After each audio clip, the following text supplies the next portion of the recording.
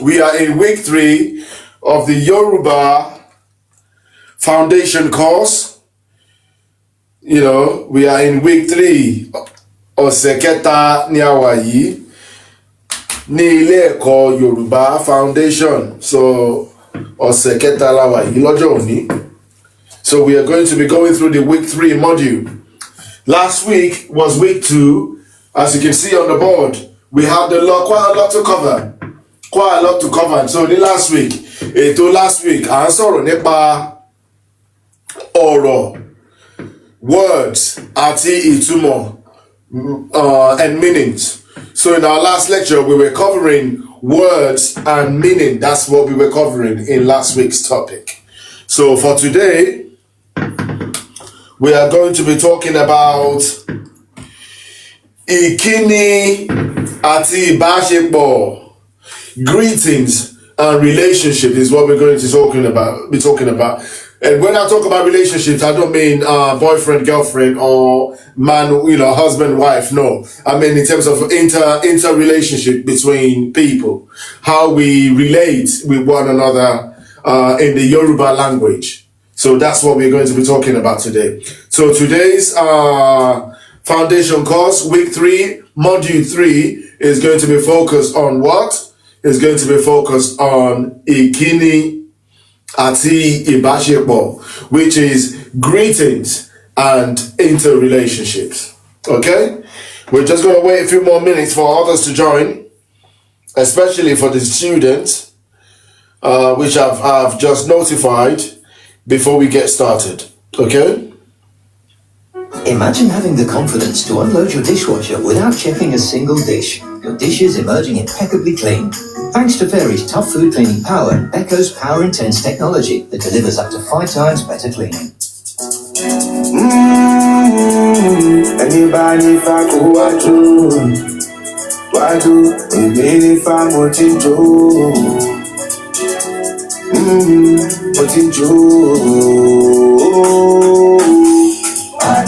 Èjò gbé bàbá fá, ìjì òye kan yẹ, ìwòrí méjì dé yẹ, òdì méjì ọmọ ọlá, ìrọsùn méjì máa bọ̀, ọ̀wọ́n rí ara olè, ọba ara dùn. Ó èmi máa yọ, ìfá mi fọ́rí. Àní èmi máa yọ, màdìmọ̀ mo máa bọ̀. Mashako. Give them the legwork. Lẹ́yìn ẹni wá kó tó. Ó mà tó jẹ́ mẹ́ta tí a ríra. Ẹ̀jú náà Kàtàlínà. Àwa lè rí ìfọ̀lá ríra. Ẹran ńlá la fi bọrí. Ẹran èdè la fi mú fa. Òkúkọ fún èṣù. Ẹyẹlé la fi bàjẹ́. Òkété fáwọn yàrá o. Ẹ bá ń bẹ ajá fòkù. Ẹ̀fọ́ bàtà ńlá nípè. Ọkùnrin di méjì. Ìjòkó. Ọ̀sán mi, ọ̀sán ẹlẹ́yẹ. Ìka méjì. Ọlọ́gbọ̀n kan méjì. Fúnra rẹ̀ ìwà kò. Méjì ẹlẹ́mẹ̀rẹ̀. Ọ̀ṣẹ́ Olúbàdàn. Ọ̀rọ̀ mú méjì. Living with joy, living with peace, living with blessing. I'm living with joy, living with peace, living with blessing. Living with joy, living with peace, I'm living with blessing. Yeah. Living with joy, living with peace, living with blessing. If I was there, gbogbo rúmọ̀ lè ṣe. Mo sọ fáwọn ẹlẹ́gbẹ̀ẹ́ mi ó ti dá gbogbo ti máa. Alkaline Junkie, welcome on board. Hope you're well. Thanks for the like. Send a request. Come up. Let's get started. Apologies for the late start today. Well, slightly different schedule, I must say. So yeah, let's get started. We're going to do a quick recap on last week's lecture, which was week 3. Alkaline, how you doing? All good, bro. Yeah? Yeah, man. Thanks for joining us. I hope you're having a nice weekend and that. Yeah, man. It's been good, man. Okay, excellent, excellent. Sorry? Quiet, so hope you're having a good weekend too. Yeah, it's been alright still. It's been a bit busy, but it's been alright.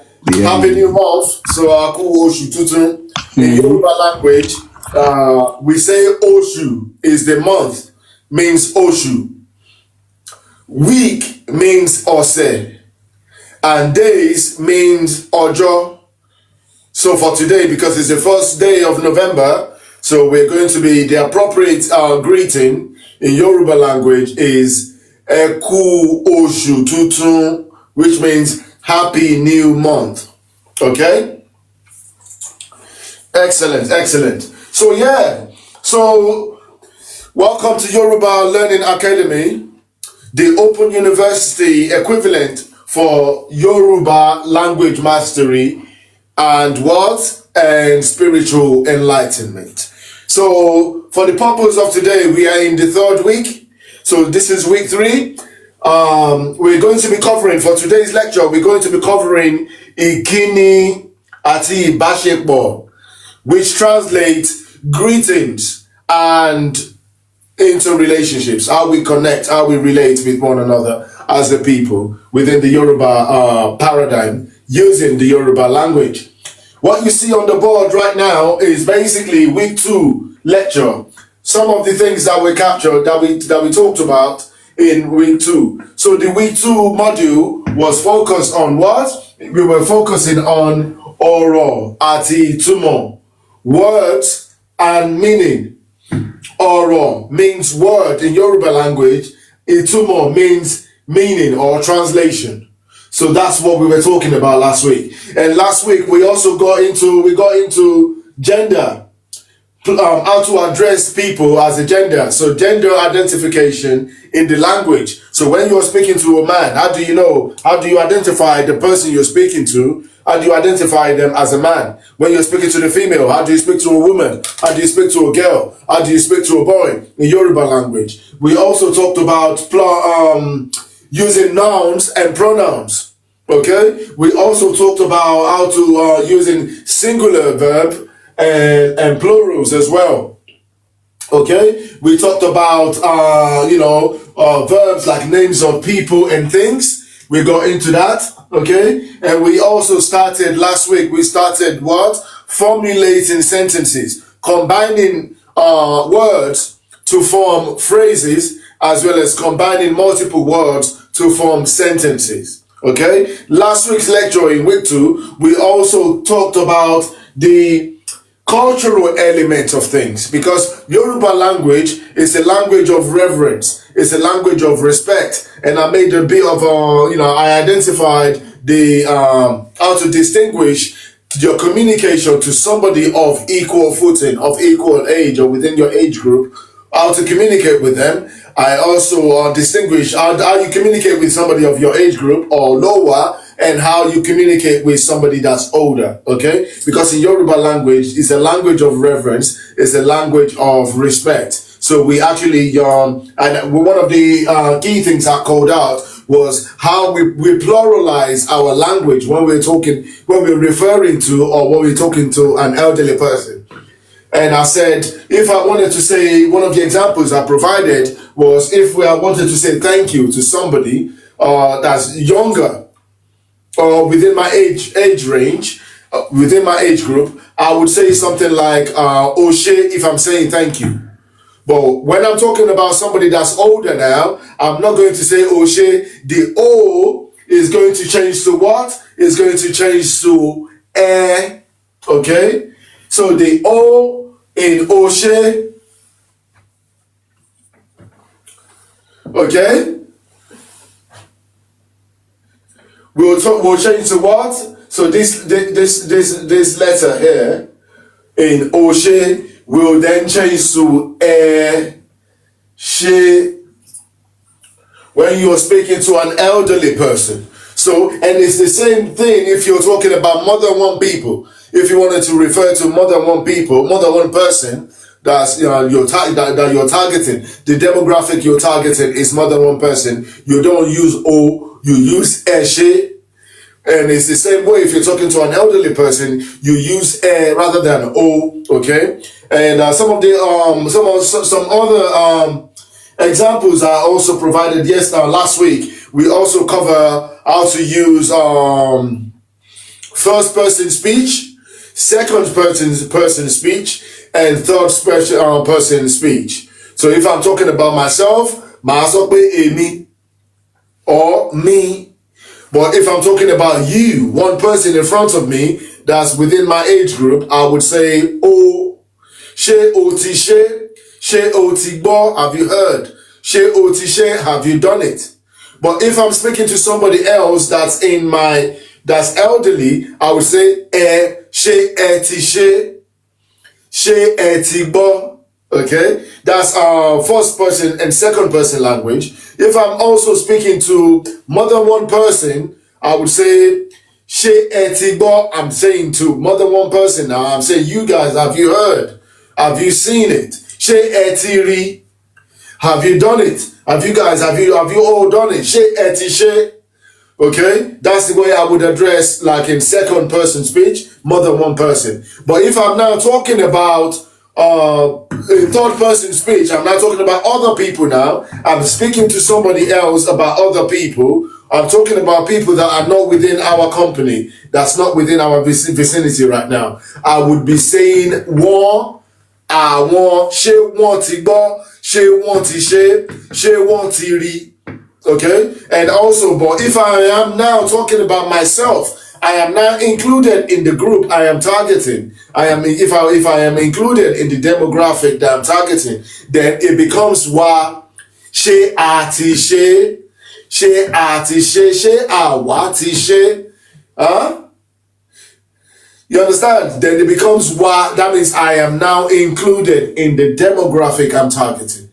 Okay. Please share the live and power tab as we're going. So we covered quite a lot of that last week. We started forming different sentences, as you can see on the board. We started getting into sentence formation and things of that nature, which was good.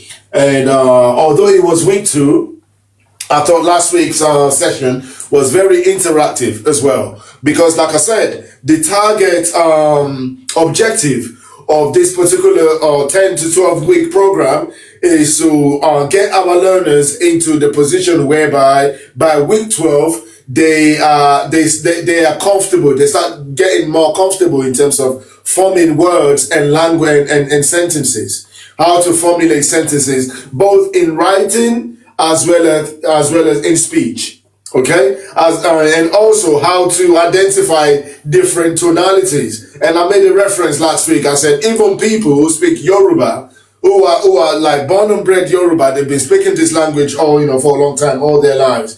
They have to go and study the tone, because Yoruba language is a language of tonality. And as I've explained previously, when you have one word in Yoruba language like aja, which is G-A, okay? But if you change the tonal marking on the vowels, it could mean something completely different. Aja. Completely different meaning, depending on the tone that you attribute with the vowels inside the letters, okay? So that's something that we need to keep in mind, which is why it's very important. But people who speak the language, who have fluency of the language, even they have to go and learn the tonality, how to identify them, how to apply them in the right way. And I have had to go and study that myself. So this is something that's fundamental to the language. If we want to learn the language, we might as well learn it in a good way, okay, in the right way. Which is why one of the benefits of signing up for the course, because by week 12, you would actually be, in terms of identifying tonalities and their application, my students would be further ahead compared to other language speakers, other people who have spoken about, who speak this language fluently. Because not everyone actually has studied the tonality. Learning how to verbalize a language is different from obviously the theoretical aspect of it. Okay? So yeah, so we are now going to be diving into week 3. So like I said earlier, week 3 lecture is focused on Ìkíni àti Ìbáṣepọ meaning greetings and relationship, how to interrelate with people, how to interact with people. Okay?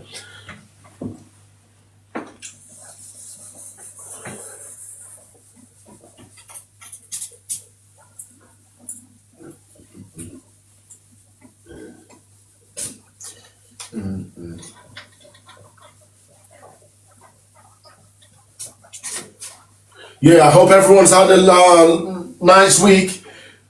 Share the live and power tab as you're joining.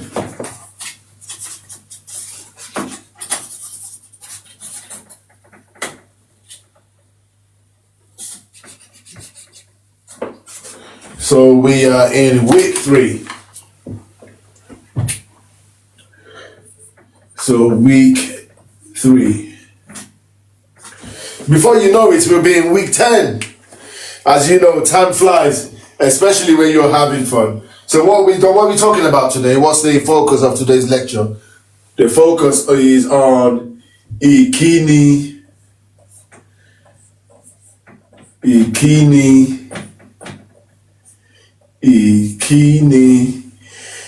àti Ìbáṣepọ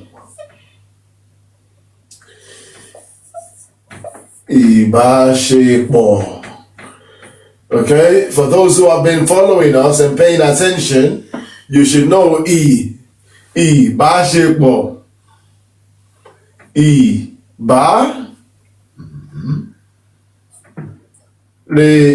Ìbáṣepọ do mi re do. Yeah, so Ìkíni àti Ìbáṣepọ, meaning greetings and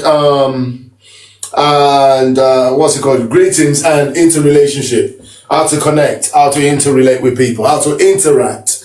Interaction is probably the more accurate translation for in this context anyway. In this context, because when they say Ìbáṣepọ, sometimes it's also used for interrelations, but that's not what we're talking about today. We're probably talking about more around interaction. Greetings and interaction is actually better. Okay? Please start the live. Okay. Alkaline, as a Yoruba man, could you give us some examples of what are the greetings that you're familiar with? Okay? What are the Yoruba greetings that you're familiar with? I'm going to set up 3 columns. Ẹ káàárọ̀. Ẹ káàárọ̀. Very good. What does that mean? Good morning. Good morning. Any more? Báwo ni? Báwo ni, and what does that mean? How's it going? Huh? How's it going? How's it going? Okay, cool. That's very, very good. Very, very good. So I think you're going to be acing this particular module. So yeah. So let me just create 3 columns here. Okay. So we're going to be talking about morning, and we're going to be saying Yoruba and English. Okay, so you're already giving us Ẹ káàárọ̀. Yeah, Ẹ káàárọ̀, and you said that means good morning, right? Good morning. Oh, sorry. What am I doing? My apologies. So morning means, morning is, okay, you're saying morning. Ẹ káàárọ̀. Yoruba. What am I doing?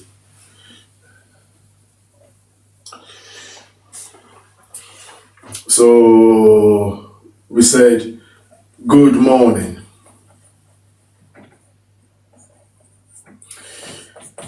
Ẹ káàárọ̀.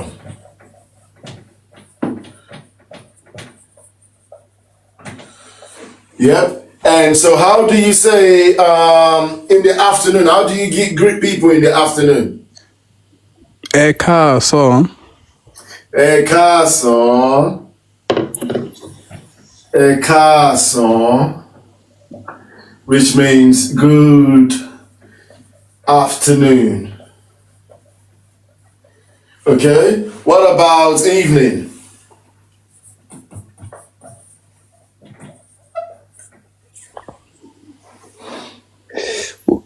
There's, I know a crow there.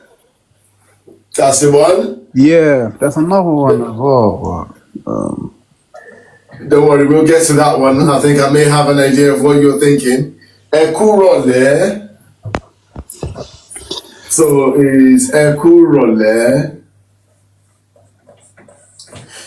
which means good evening. And night. How do you say how do you greet people when you see somebody and it's in the night? What do you say?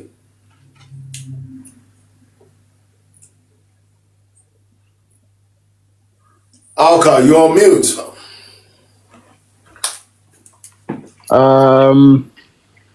A kale.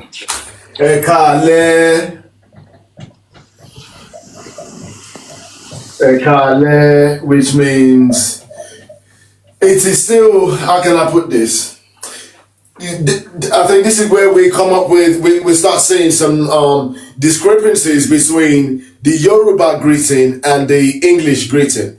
Because in Yoruba language, when you can actually say Ẹ káalẹ́ to somebody, but it doesn't mean you are departing from that person necessarily. You can see somebody in the evening and still in the night and say Ẹ káalẹ́, but if you translate that to the English language, when they say good night, what does that mean in English language? That means that person is leaving, they're departing, right? So it's not always like for like, and that's something we should keep in mind. So in Yoruba language, you can say in the night, you say Ẹ káalẹ́, it still means good what? It's good night, but it doesn't mean you're leaving them. Okay? In Yoruba language, actually, when you want to say in the night also, if you're departing from that person, you're leaving them, okay? We say Ó dàárọ̀, okay? Which means see you in the morning. See you tomorrow morning. Okay? Can you see the discrepancy there? So in Yoruba language, when you want to say, when you're departing from somebody, and you can actually say Ó dàárọ̀ at any given time. If you know you're not going to see that person, even if it might be in the afternoon, okay? You're interacting with somebody in the afternoon, but you are now leaving that person, you're departing from them, and you know that you're not going to see them that day again. You might see them another day. It's appropriate in those circumstances to then say Ó dàárọ̀. That means, see you in the morning, or see you another day. Okay? Or Ó dàbọ̀. Somebody said Ó dàbọ̀. Yes. Olóyè of South London. So I'm saying Ó dàbọ̀. Ó dàbọ̀. No. Yeah. Ó dàbọ̀ means see you later. So you can say, okay,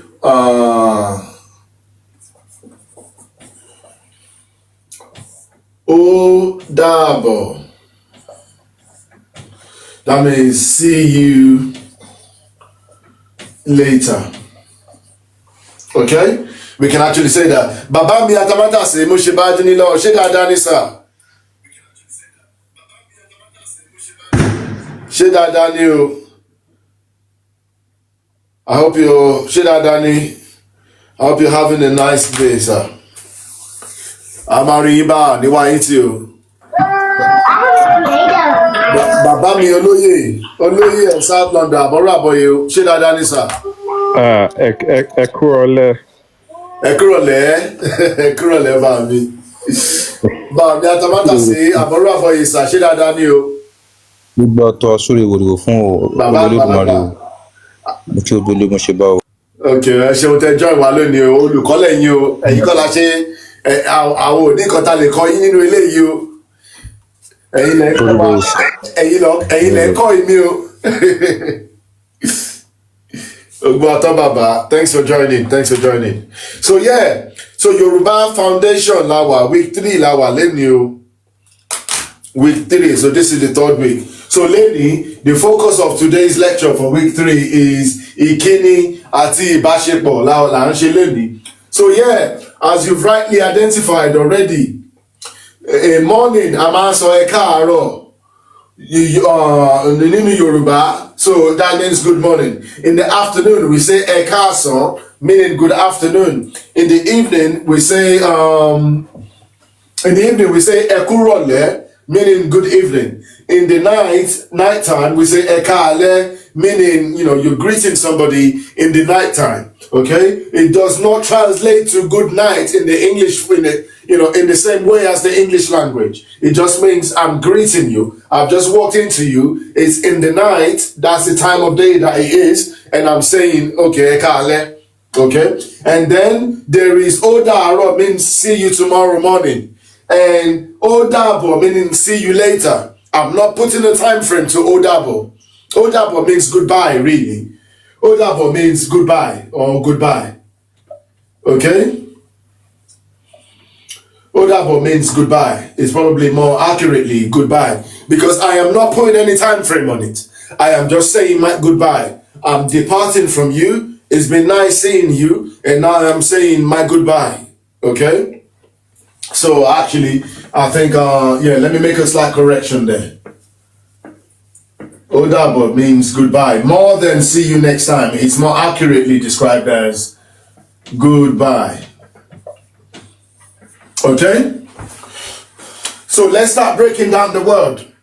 In the way that we approach the Yoruba language, and I have always said that we are going to be giving, when we're tackling some words, we have to break them down into their root meaning, into their root words as well. And I think what we've just written down on the board provides really good opportunities for us to do that. So if we dive into Ekaro, okay, this is actually multiple words rolled into one.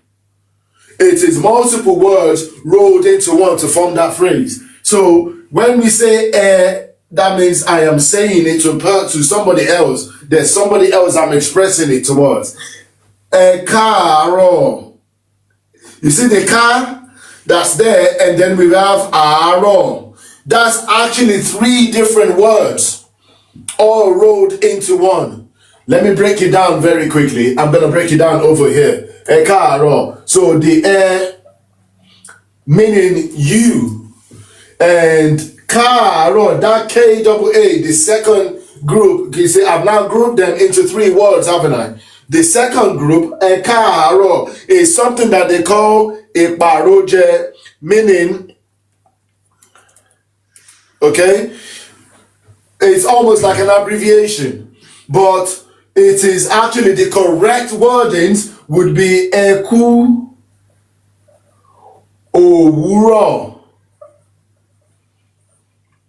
Because owuro meaning morning. This owuro means morning. Okay? It is actually eku owuro. Eku mean oku owuro. Okay? So, and I also said that Yoruba language is a language of reverence. There is a lot of respect in the language. And what did I say earlier, Alkaline, if you were listening? And also we covered this extensively in week 2. When you're using that means you're referring to what? More than one person, or you are speaking to an elderly person. Okay? Because that is a mark of respect. If I was speaking to somebody that's younger than me, like my daughter or my son, I would say, Karo. I would remove the and I would say Karo, or I could actually put O in front of it and say O Karo. You understand?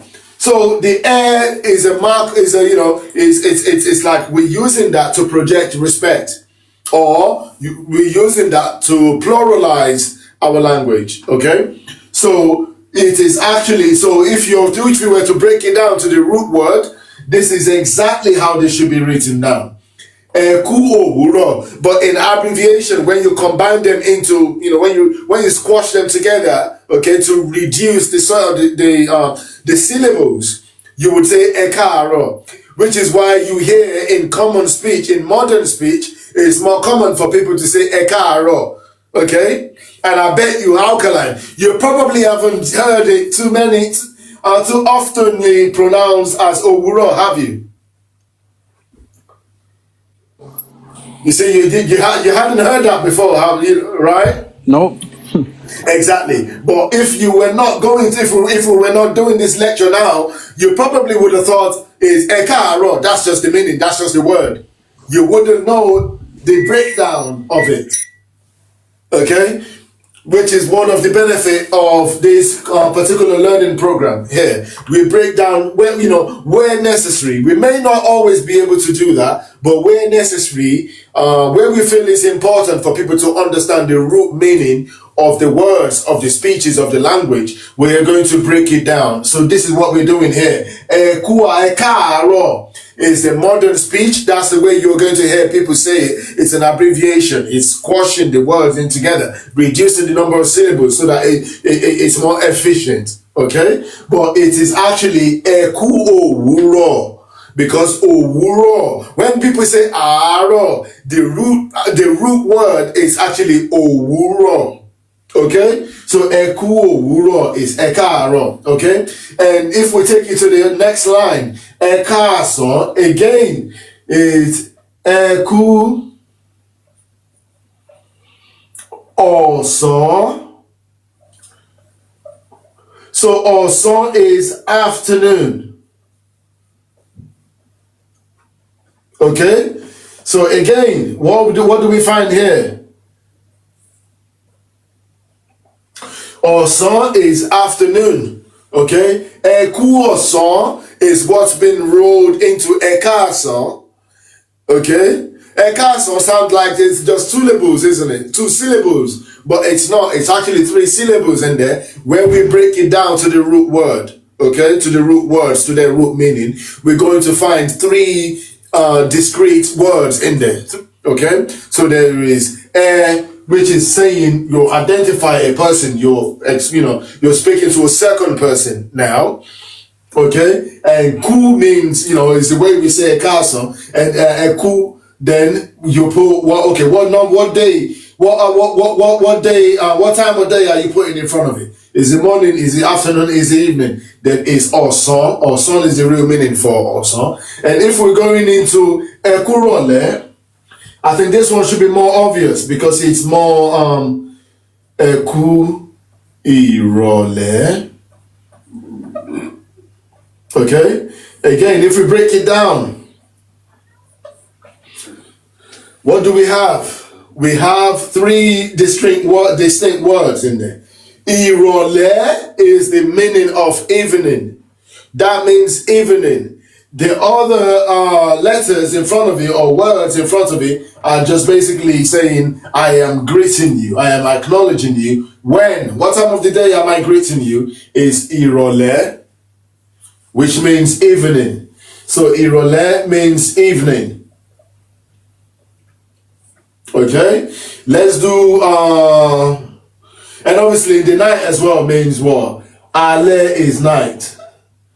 Okay, so we're just gonna say, cool. I think that, this should be consistent now. It should be obvious now. So this is Ale, which means night. Okay, and then we have Odaro. You see here, we have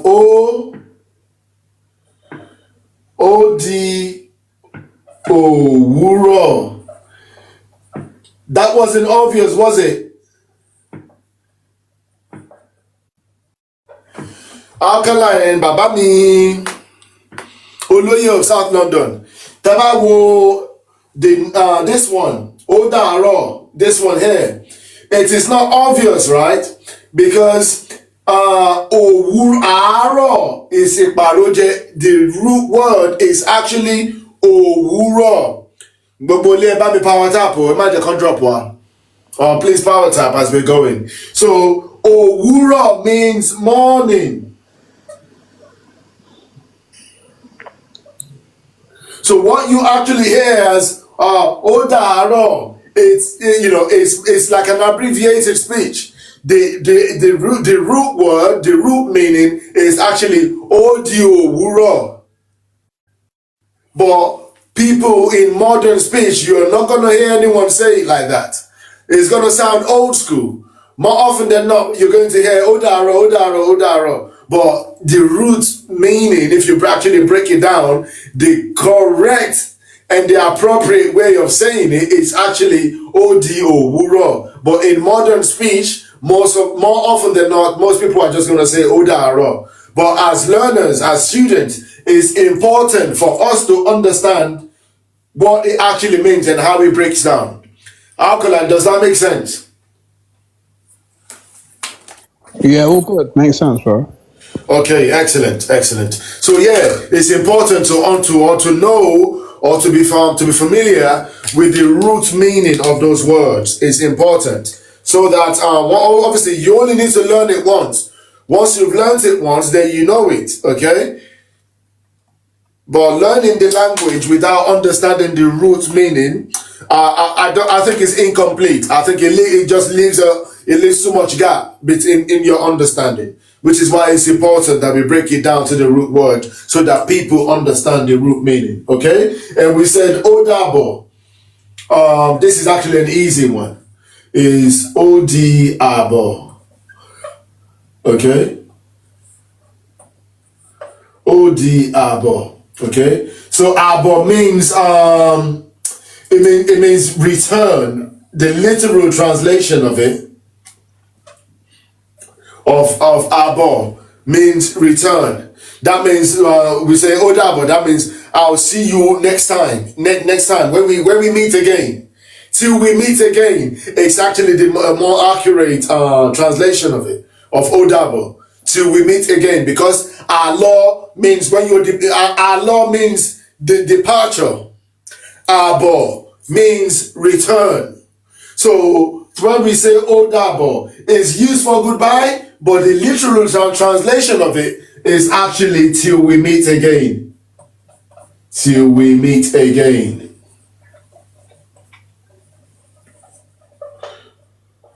But look at that. But look at the difference. We've just got 1, 2, 3, 4. So we got 4 words with 4 syllables. So you can see it's not going to be commonly used, because in today's world, in modern day, in the way we communicate, we abbreviate, we shorten the syllables, which is why it's more commonly said when people say goodbye, because it's 1 word, 2 syllables, as opposed to till we meet again. But the most accurate translation of Odabo is actually more accurately described as till we meet again compared to goodbye.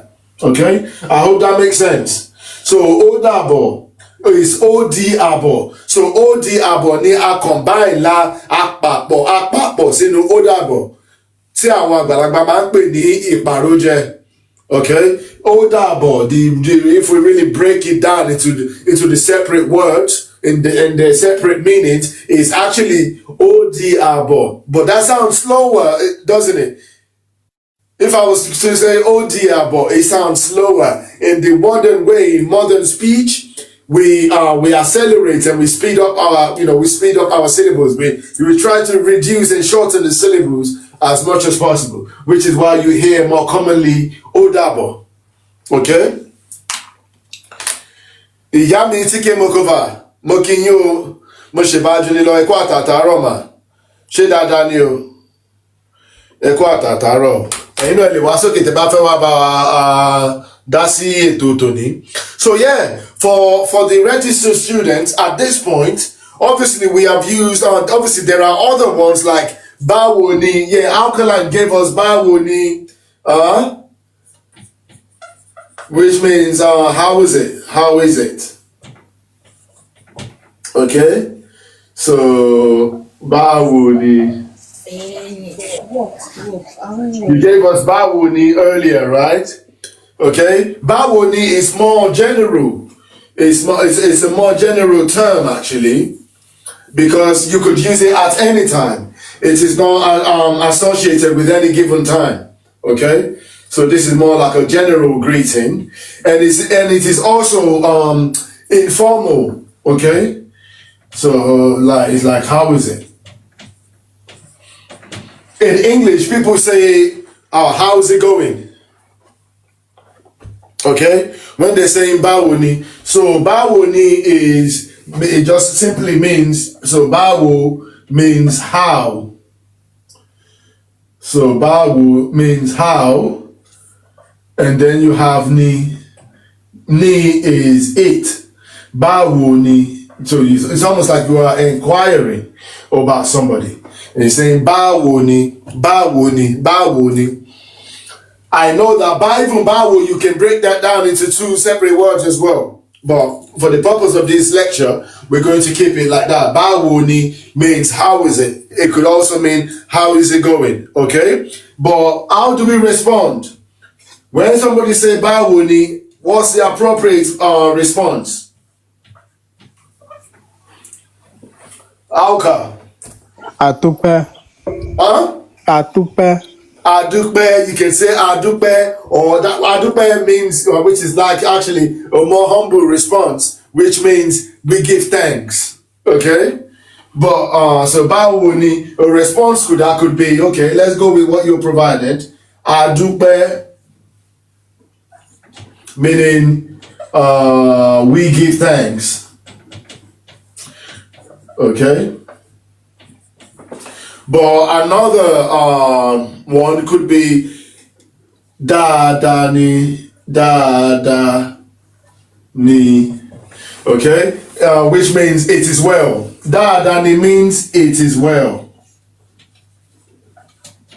Okay, and if we break down da ni, we've got da, which is one word, which means something good or well. Da ni, okay, which means it is well, okay? Or adúpẹ́, more commonly Yoruba people, they're saying, glory, we give thanks to God. You're asking me how is it going? You're asking me how am I? But sometimes Yoruba people don't answer directly that I am good. Sometimes they just keep that, they just say, I give thanks to God.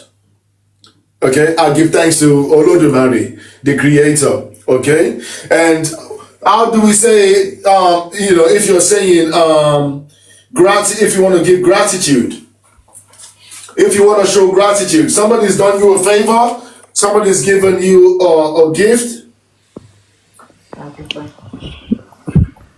do you thank them? Eshe. Eshe, which means thank you.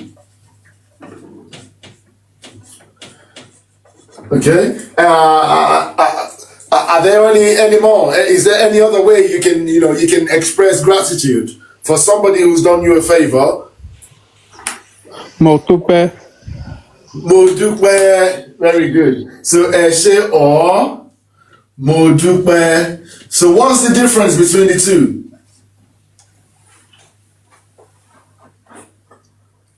Huh?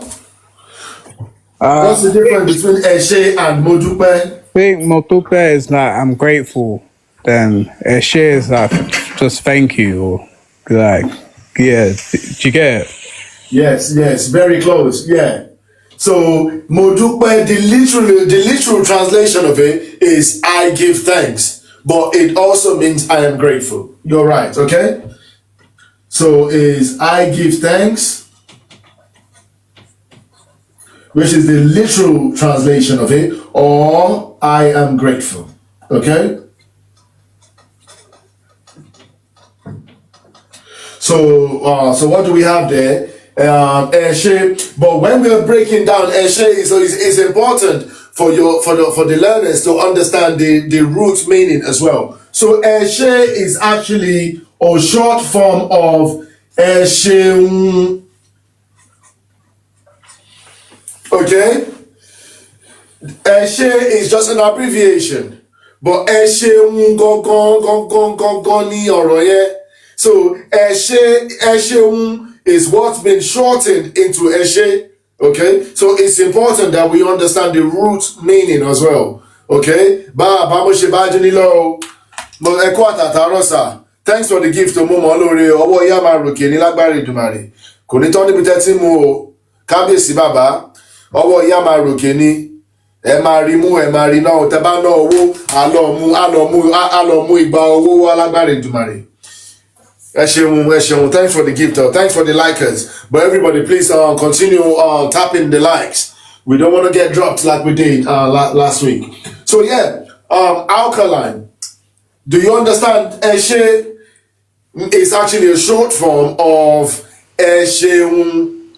Oh, well, now I do, but I didn't know that before. You didn't know that, and you've been hearing it. You've been using it for years, right? Yeah.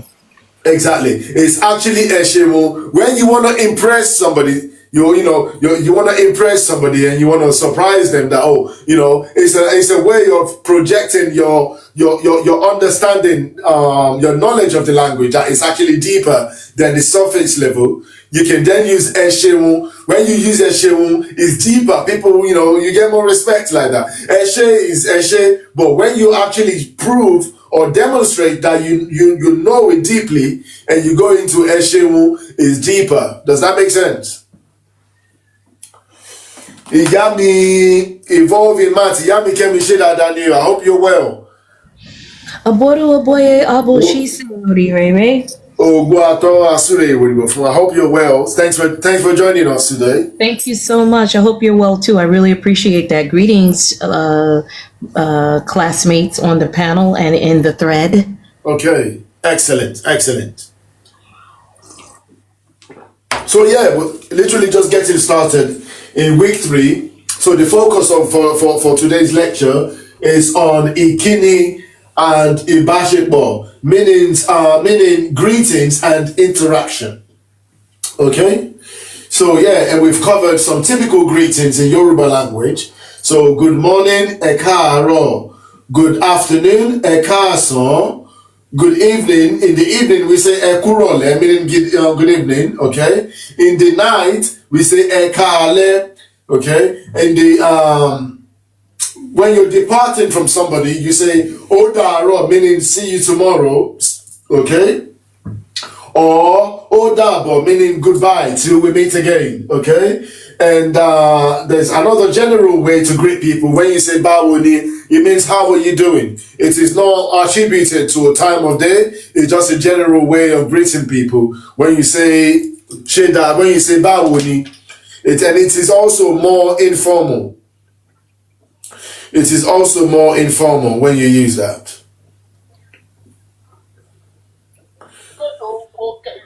Baba, ṣe dáadáa ní sà. Kábíyèsí bàbá o. Ẹ ṣeun tẹ́ join wa lónìí. Ok, bàbá ó dà pé. Bàbá ẹ ló bọ́tì bẹ́ẹ̀ bọ́rọ̀ ìsàmú kí yín o. Ẹ mọ̀ pé ti wọlé. Ìyá mi tí kébé kó wa mú kí yín kọ́mẹ́ǹtì o, mo ṣe bá dúró lọ orí mi rè o. Ó dà kí bàbá ó mọ̀ pé àwọn ti wọlé ni. Ẹ ṣeun bàbá ọ, kábíyèsí bàbá a máa rí bá lágbára Èdùmàrè. Ẹ ṣeun tẹ́ wà pẹ̀lú wa lónìí, ẹ̀dẹ̀ ṣeun pẹ̀lú àwọn gift yẹn o. Ọwọ́ ìyá máa ròkè ni o, ọwọ́ yóò ní mọ̀ ọ̀sàlẹ̀ àpò lágbára Èdùmàrè. Ẹ máa rí sí, ẹ máa pọ̀ sí ni. Ẹ ṣeun. Oh no, okay. We've got somebody here saying, Deals Inc. says, I think Eshe is you did it. Kind of, but not, what are we covering today? We're doing greetings, right? Greetings. But Eshe in a different context could also means do it. You're telling an elderly person to do it. Somebody's asking you, oh, should I do it? Eshe now, yeah, Eshe.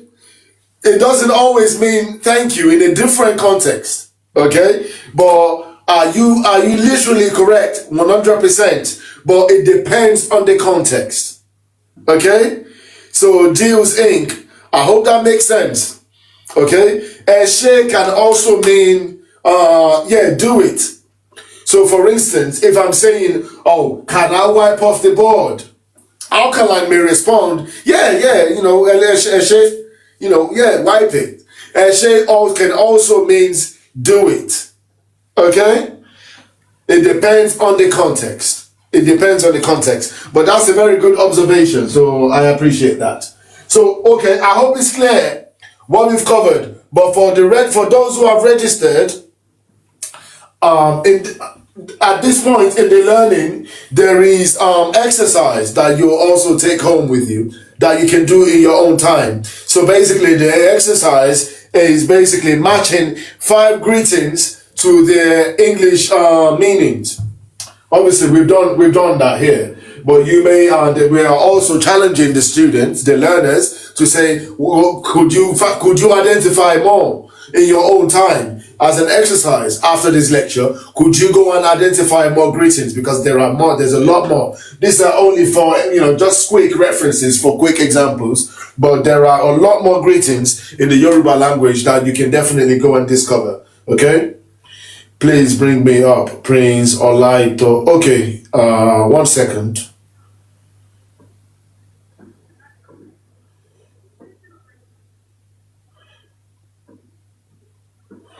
Okay. So I hope that makes sense. Greetings are very, very important in a lot of languages, but most especially in Yoruba language. Your way of greeting somebody tells a lot. It actually, it gives people an insight into your character, into your the type of upbringing that you've had. So mastering how to greet people in Yoruba language, if you're a Yoruba person, is very, very important. It makes a world of difference in terms of the way you come across and the way you are perceived. Okay, so greetings, oh man,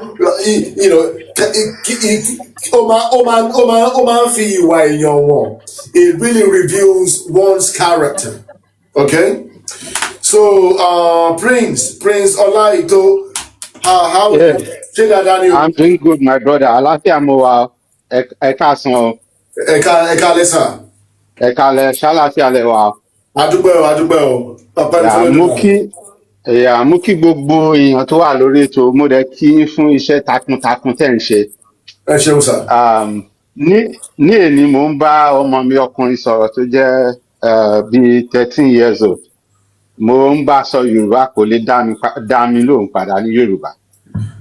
Mo wá ń sọ fún, mo dẹ̀ ti máa ń sọ fún, mo sọ fún níjọ́ kan mo ní ọ̀gbẹ́ni tó bá dé United States, mo ṣe ń plan pé ó wàá join mi very soon. Tí ò bá lè sọ Yorùbá nígbà tó wà Nàìjíríà, kí ló máa ṣẹlẹ̀ tó bá dé Amẹ́ríkà? Ó ní response tó fún mi ní pé ó ní I don't need that language. Ó dẹ̀ bà mí lọ́kàn jẹ́. Ó ní I don't need that language. Mo dẹ̀ mọ̀ pé kò ń ṣe mí nìkan ni mo wà nù situation yìí. Torí nígbà kan a mọ̀ pé Yorùbá yìí ṣe pàtàkì. Ó ṣe pàtàkì gan-an. Tá a bá wà ní pẹ̀lú àwọn ọmọ wa, òyìnbó là ń bá wọn sọ. Wọ́n bá wà ní school, private schools náà lọ, òyìnbó náà ló ń bá wọn sọ. So àwọn ọmọ yẹn sì, wọn wá lè dá Yorùbá sọ. Ọmọ mi obìnrin ìyẹn tẹ̀ ń gbìyànjú torí ìyẹn ti dàgbà díẹ̀ kí n tó kúrò ní ilé. Náà, ọmọ mi ọkùnrin yẹn mo wá ń bá sọ̀rọ̀ lénìí, kò lè dá Yorùbá sọ padà. Mo wá ń sọ fún pé tí o bá ti dé ìlú ìlágbára Ọlọ́run o pẹ̀lú bí mo ṣe ń gbìyànjú pé màá bẹ̀rẹ̀ máa kọ́ ẹ ní Yorùbá. Torí pé kí ni uncle mi kan wà nílùú yìí tó jẹ́ pé professor ni. Àwọn ọmọ ẹ̀ ìgbà tó kó wọn ní Nàìjíríà some years ago, wọ́n fi Yorùbá bá mi sọ̀rọ̀, wọ́n dẹ̀ dọ̀bálẹ̀ kí mi. Ọmọ professor nìyẹn. Èmi tí mi wá jámọ̀ nǹkan kan, ọmọ tèmi ṣé ò wá nílé sọ Yorùbá? Mo á ní pé okay o, mo máa sọ Yorùbá láàjọ máa sọ nínú ilé. Mo dẹ̀ bẹ̀rẹ̀ sí máa ṣe fídíò, máa kọ́ ẹ ní Yorùbá. Màá dẹ̀ máa share online torí mo mọ̀ pé àwọn èèyàn míì náà wọ́n máa nírú ìṣòro tí mo ní pẹ̀lú ìwọ yìí. Kó má lọ sọ ní sílùú òyìnbó. Mo fẹ́ kó mọ̀ pé rúùtẹ́ Yorùbá ni. So ìgbà tí mo bí mo ṣe scroll, mo kàn dé orí program yìí, mo ní oh my goodness, this is so lovely. So inú mi dùn gan, mo dúpẹ́ lọ yín fún tẹ́ ń ṣe. ẹ̀yin nìkan kọ́ lẹ̀ ń ṣe àwọn nǹkan tó ń gbé ògo Yorùbá yọ bẹ́ẹ̀ léyìí ó wà unique ó dá yàtọ̀. Àwọn èèyàn wà nílùú yìí tó ń wù wọ́n kán kọ́ èdè wa tó jẹ́ pé àwọn dúdú aráàlú yìí tó jẹ́ àwọn tó wà ní Brazil bẹ́ẹ̀ wọ́n ní ọ̀nà láti kọ́ Cuba nǹkan bẹ́ẹ̀ yẹn láti kọ́. Mo ti bá àwọn èèyàn pàdé níbi iṣẹ́ tí wọ́n máa bi mí pé báwo la ṣe ń kíyàn tí màá máa explain fún wọn. Bẹ́ẹ̀ tí wọ́n máa ń wá inú class by online tí wọ́n bá ń wá ó máa help wọn gan. Tí wọ́n bá dẹ̀ attend regularly mo believe pé wọ́n máa gain a lot. Mo ti join yín, mo ti follow yín, Ọlọ́run á túbọ̀ máa bá yín ní fún yín ní okun àti agbára. Ọlọ́run á máa tún bá fún yín ní ìmọ̀ àti òye tó dáa. God will continue to bless you. Èdùmàrè á máa gbé yín ga, á máa ràn yín lọ́wọ́. Àkókò tẹ́ ń fi sílẹ̀ láti kọ́ wa ní ẹ̀kọ́, Ọlọ́run á jẹ́ kí ẹ̀yin náà jèrè ẹ̀. Mo dúpẹ́ lọ́wọ́ yín gan-an. Mi fẹ́ gbà àsìkò yín púpọ̀, mo kàn fẹ́ appreciate yín kí n dẹ̀ share experience mi. Thank you so much, my brother. Ẹ ṣeun inú wa dùn pẹ̀lú wa lónìí tẹ́lẹ̀ kí n tẹ̀sí ẹ ṣeun sá àtẹ̀yìn náà ẹ ṣeun bá mi. So yeah, inú wa dùn pẹ̀lú wa lónìí. But what I saw here is actually the perfect business case for nǹkan tá a ti dá ètò yìí lẹ̀. Torí pé àwa gan-an a rí pé kíní máa ṣe ìwúlò fáwọn èèyàn ni. A rí kó máa ṣe ìwúlò fáwọn èèyàn àti pé àwọn èèyàn náà ló bí ní torí pé normally nǹkan tí máa ń wá ṣe nípa ìwé yìí tí mo tẹ̀ síta nípa ọ̀rọ̀ orí inú yìí nípa the human physiology and metaphysical aspect of our reality ni mo ṣe ìwé yìí fún. But lára àwọn tó wá ra ìwé yìí wọ́n wá láti àwọn tó wà ní UK wà ń bẹ̀, àwọn tó wá láti America wà ń bẹ̀, àwọn tó wá láti Caribbean wà, àwọn dẹ̀lẹ́ wọ́n máa ń bi ní ìpè àwọn náà pé òkè nínú ìwé yìí àwọn tí kà á náà is mostly English but àwọn ìwúre wà nínú ìwé yìí. Àwọn èèyàn wá máa sọ fún mi pé àwọn gan àwọn ò bá dẹ̀ láì káwọn náà lè ṣe ìwúre yẹn ní Yorùbá. Lára àwọn dẹ̀ wà lórí ètò yìí báyìí so àwọn lọ́wọ́ sọ pé àwọn ò bá dẹ̀ àwọn èèyàn máa ń sọ gan pé òkè Ori Réré, we've read the book but we would like to learn the language as well. We would like to be able to speak the language so that we can say the affirmation in Yoruba language as well. So that's actually the background to this lecture. But bá ṣe wá ń ṣe lọ wá rí pé ó ń ṣe àwọn èèyàn ní ìwúlò. So lágbára Èdùmàrè àtúbọ̀ máa rí ṣe fúnra wa náà ni o. Àṣẹ o. Ayé wa kí ló jẹ́ kí èmi náà lọ kọ́ èmi kan Yorùbá inú tèmi kò tí perfect èmi kan ṣì ń kọ́ ni. Èmi gan mo ń kọ́ sí dáadáa sí ni. Bẹ́ẹ̀ni máa ń opportunity àti ọdún báńsì mo máa ń sọ dáadáa tó mo rí pé báwo ni èmi tí wọ́n fi orí mi sọlẹ̀ nílùú Ògbómọ̀ṣọ́ mo á dẹni tí ó jẹ́ pé agídí mo fi ń sọ Yorùbá àkòyẹ kó rí bẹ́ẹ̀.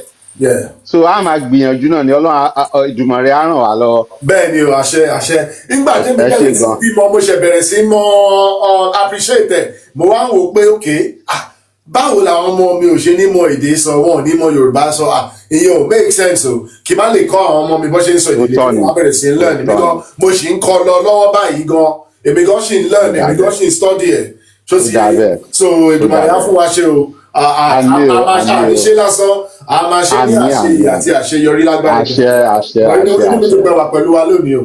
Ẹ ṣe mo wà pẹ̀lú yín ẹ lè já mi bọ́lẹ̀ máa wà ní comment section so that ẹ lè tún fún àwọn èèyàn mi ní opportunity Olúwa wà pẹ̀lú wa ẹ ṣe gan. Ẹ ṣeun. All right, bro.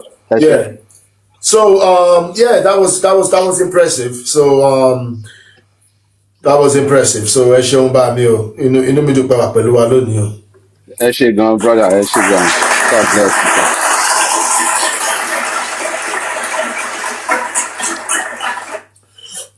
Okay. So we are in week 3 today. So we're stepping forward now. We're stepping forward into lesson 2. Lesson 2 is Ìbáṣepọ Àwùjọ, so social relationship. How do you communicate in a social setting when it comes into Yoruba? I hope if people wanted to see that, I hope people took a photo of that in case you needed it. But the registered students, you would obviously you are going to receive after this lecture I'm going to send out the course material, the learning material for week 3. So you are going to have that anyway, okay? So now we're going to be diving into Ìbáṣepọ Àwùjọ. How do you interact?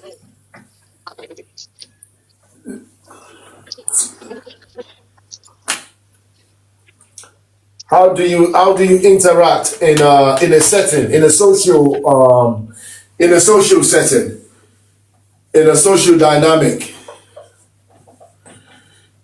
Ìbáṣepọ Àwùjọ. Okay, so let's do this. Let's create 3 columns again. Okay, let's create 3 columns again, and we're going to be saying, okay, so we say relationship, Yoruba, English. Okay, so how do you greet your so let's start with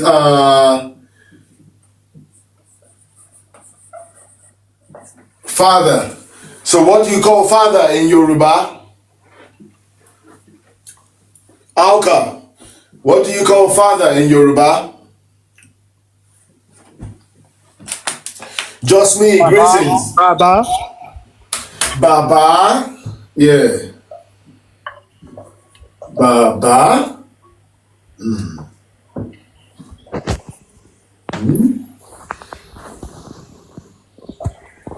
Baba. Just me, welcome on board. I hope you're well.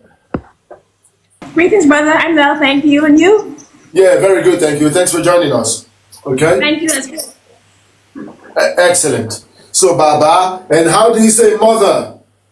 Is it Iya or am I gonna? Yeah, cool. Yes, Iya, mother. Iya. Okay? And obviously by now, I think at least 3 people here should be able to identify the tonal mark. Okay? I have always emphasized how and why Yoruba language is a language of tonality. So what tone are we going to apply to Iya? I think I's will have a left, so low tone, Yeah, and the I? high tone. Very good. Very good. I deserve a round of applause. Because what? Why? Why is it so? Because Iya, when you hum it to yourself, what do you have? Which means do me, and we already know from the previous lectures that do is in Yoruba language. There are 3 different tones because Yoruba language is a language of tonality. The tones are very, very important because they actually drive the meaning. So we've got the low tone, which is do, the middle tone, which is re, and the high tone, which is mi. Okay, do, re, mi. So let me put the framework over here as usual. We have do, re, mi.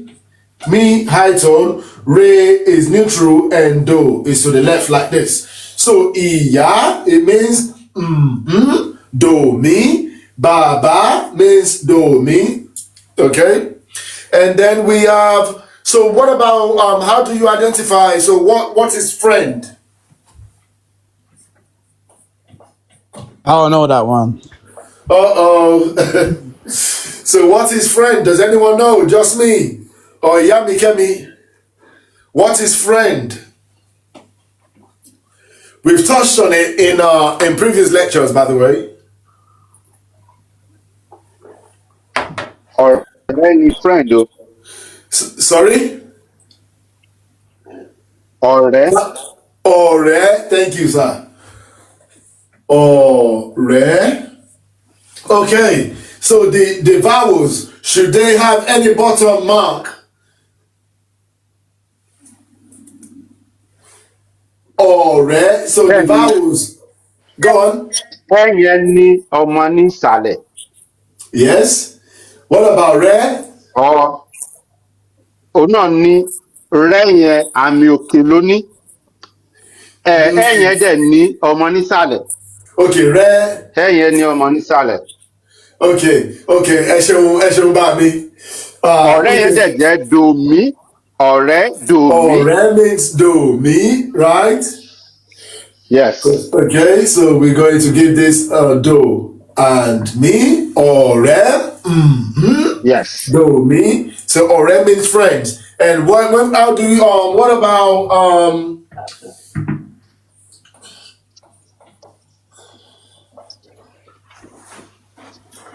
elder, alkaline? Do you know elder? How do you say somebody's an elder? Is an elderly person? How do you identify that? Can't remember, right now. Okay. Anyone else? Elder. Ṣé mo lè kọ́ mi? Ọgbọ́n. Sorry? Ọgbọ́n. Or Agba. Yeah, very, very well done to you. Yami Kemi. That was you're full of surprises, I tell you. I study only a little bit for years. Sorry? I study a little bit. Yeah, you're very good, very good. I wasn't expecting that from you, I must say. So I thought there was another one called Ogbon. Ogbon means knowledge. Oh, but it doesn't mean elder. But No. Agba. Ẹ̀gbọ́n ni ẹnìyẹn ń try láti sọ ẹ̀gbọ́n. Yes, Egbon. The Egbon also means elder. Oh, yeah, Egbon. Yeah, that's what I thought. So basically, Agba just means Agba is generic, means an elderly person. But when you say Egbon, that means an older sibling. Oh, okay. So those are the differences. Yeah. Okay. So elder means Agba. Okay. Agba. But that's a different tonal. So Agba. So what about the second vowel? What should it have? What kind of tone should it have? Agba. It's higher. I know that. Do. If you hum it to yourself, it's do. Agba. Do. Once you hum it to yourself, trust me, it's easy to identify it that way. Agba means do. Okay? And let's go with like an older sibling.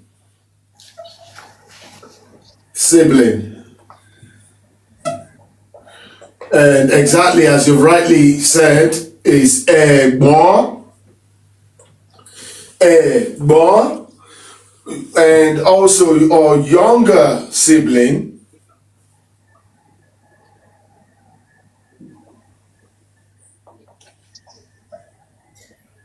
is what?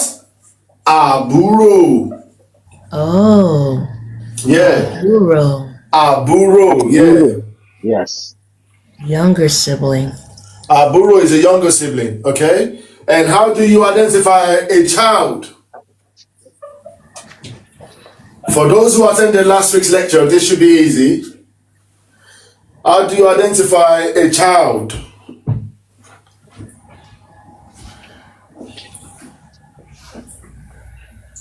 How do you identify a child? What is a child? Alkaline. Any thoughts on that?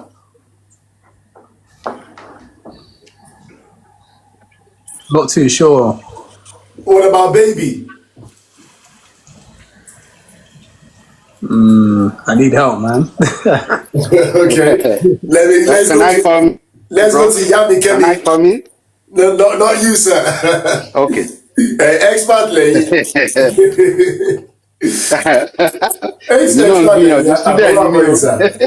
Yami Kemi, how do you say child or baby? Child, wow. Omo, like born of. Omo. You got it. You like got it. Well Omo done. Risha. Well done. That's a good one. You already Omo. nailed it. Omo. Is Yes, Omo. child is Omo. And what tonal mark should we have on the vowels for Omo? There should be the dot under each O. Yeah, and we've got that. Yes, very And a good. critical mark. Any top marks? What should we have at the top of the vowels? Is it dodo?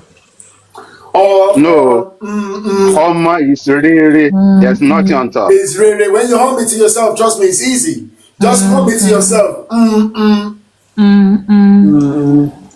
Réré. Ré. You see Réré. that? It's Réré. Okay. And how do we identify? So Réré is a mid tone, right? It's a middle tone. How do we identify that in writing?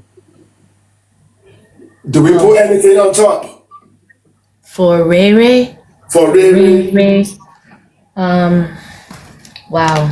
I gotta get my own other notes. I'm literally pointing it out to you on the board. Are you able to see this side of the board? Nah, not really. No? Yeah, How now we can. Yeah, it's good. Okay, so can you see the framework now? Do, re, mi. Okay, so Ray, do we put anything on top when it's Ray? No, not necessarily. Nothing on top, right? Nothing on top. Only do and me.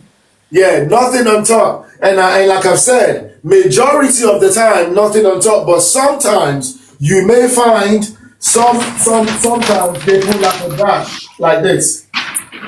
Sometimes, but it's not very common, I must say. But I just don't want you to be caught off guard. It's important that you are aware of it. But majority of the time, it's going to be blank. When it's blank, you know that's that's a mid-tone. Okay? Bàbá mi abẹ́rẹ́fá mo ṣe bá jóni lọ olúwo mi ṣé dáadáa ní sà ó gbọ́ atọ́ bàbá. Ìyá mi tí kéme kó va o ẹ káàbọ̀. Ẹ kú ètò. Ẹ ṣeun ìyá mi ṣé dáadáa ní o. A dúpẹ́ àlàáfíà ni o, mú kí gbogbo ilé ẹ kú ètò. Ẹ ṣeun ìyá wa ẹ kú ọjọ́ ìsinmi o.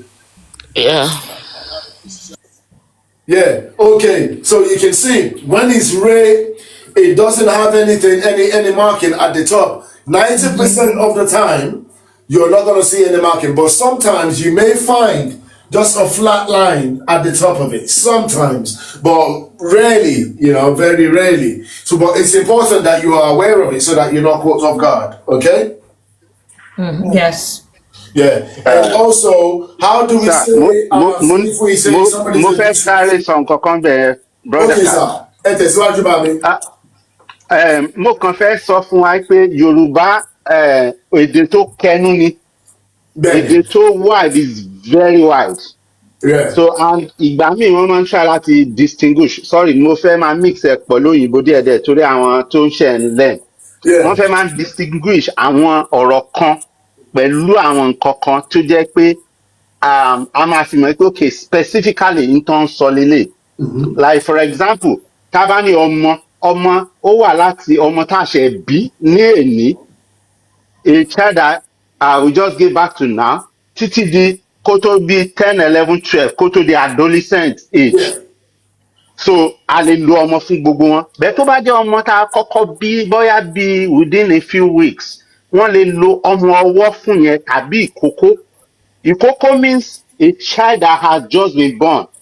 Yeah. Ọmọ tá a ṣẹ̀ṣẹ̀ bí.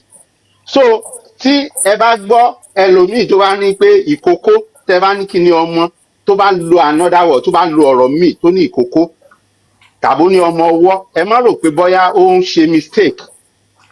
Ó tún lo èdè àdàlù èdè wà nínú Yorùbá. Bẹ́ẹ̀ni. Ẹ ṣé. Ẹ ṣeun sir, tẹ bá wa call yẹn out.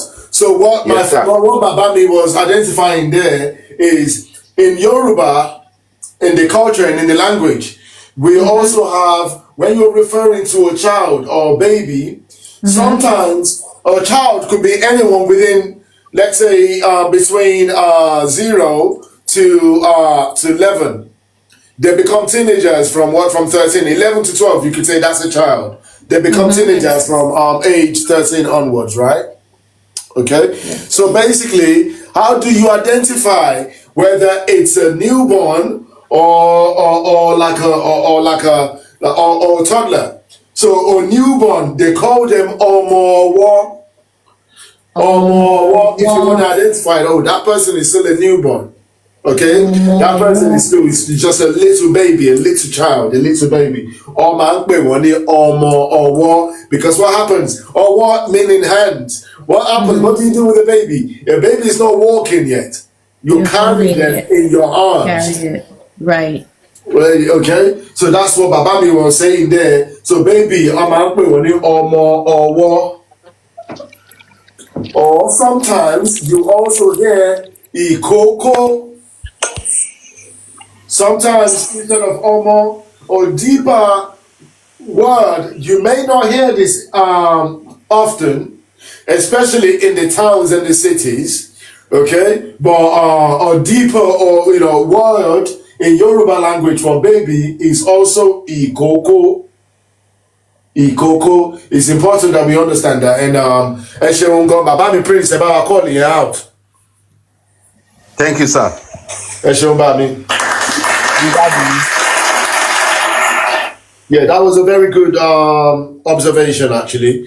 That was a very good addition. So, yeah, we also have Ikoko. Like I said, it's good that we are aware of it so that we are not going to be caught surprised. So, because they are interchangeable. In some situations, you may hear somebody say, omo de lomo ye, or omo, or osibimo. Or you can hear ikoko, omo ikoko loni. So you can hear it, then you know, okay, it's still talking about a baby. It's still talking about a child. Okay. So it's important that you're aware of it, okay? So what did I say? How do you say visitor in Yoruba language? Takers. Are there any takers? How do we say visitor?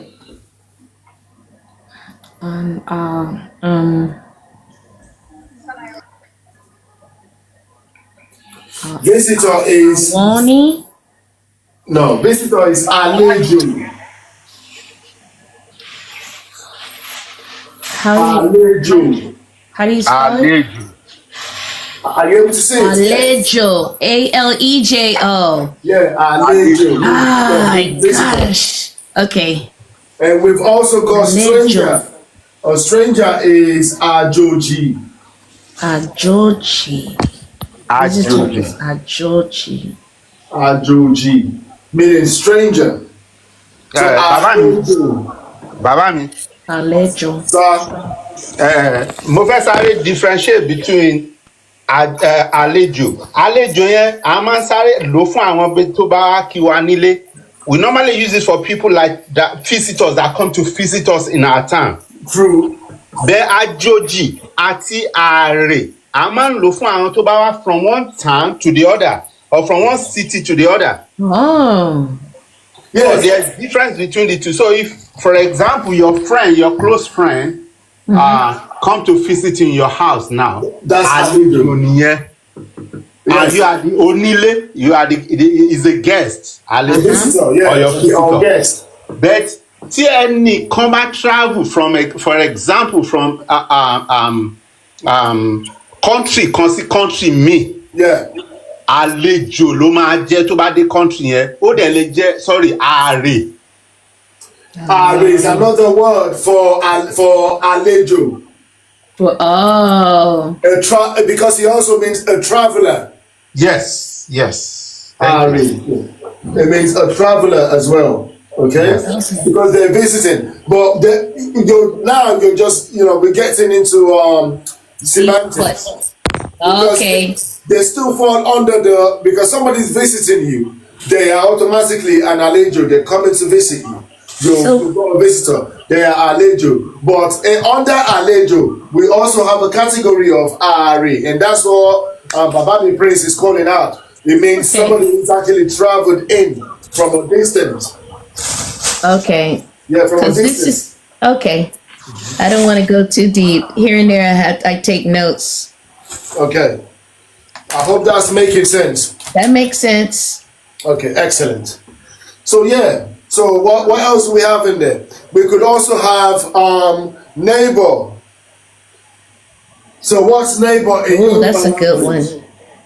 We can't see the board now, Baba. Is it possible you can go to? Okay. You can't see the board. I mean, yeah. Now that you're at the bottom, now our Okay. Oh, okay. 1 second. You know we It's at that bottom part. How about now? 'Cause this is good. Oh yes, this is good. Ooh Okay, yes. yeah. Because of the guests I've got up there, I don't really know how to Yes. shift them. Yes. Okay, so how do we say neighbor? Baba mi Prince Oyaka Imele. Kí ni à ń pè neighbor? Bẹ́ẹ̀ ni sà, àwọn èèyàn kan wọ́n máa ń pe neighbor ní alábàágbé. But neighbor is just like a roommate. Ẹni tẹ́jọ́ ń gbé ilé kan náà ni alábàágbé. Like flatmate or housemate. Onílé kejì, ará àdúgbò. That's the one I'm waiting for. Ńlá lè pe neighbor wa, ará àdúgbò that we live in the same neighborhood. Yes. Ará àdúgbò kan náà ni wá. Aládùúgbò. Ara àdúgbò. Ara means people. Àdúgbò means neighborhood. Yeah. Àdúgbò. So that's the most accurate one. That's the one I was looking for. So a neighbor, the most accurate one is ará àdúgbò. Aládùúgbò. Yes, ará àdúgbò. I noticed that because I studied through some other books, some words are spelled with a L, but you're saying them with a R. No, I have seen that as well. The most commonly used one is with an R, ará àdúgbò. Okay. But there's also, yes, you're right. Sometimes you see it written as aládùúgbò. But it's a R is traditional. Àràádúgbò. The R is more commonly used. Okay. Àràádúgbò. But you're right. I have also seen, even myself, I have seen in certain instances in literature, you are going to see an L there, aládùúgbò. Please, let me say something. Tán bá lo aládùúgbò, there means like aládùúgbò mi, like my neighbor. My neighbor, yeah. Like some Yoruba word, tá bá fi construct sentence. Yeah. One man change it there. Yeah. So aládùúgbò mi is just like my neighbor. One man lò bẹ́ẹ̀. Yes. Then ará àdúgbò, there are two words.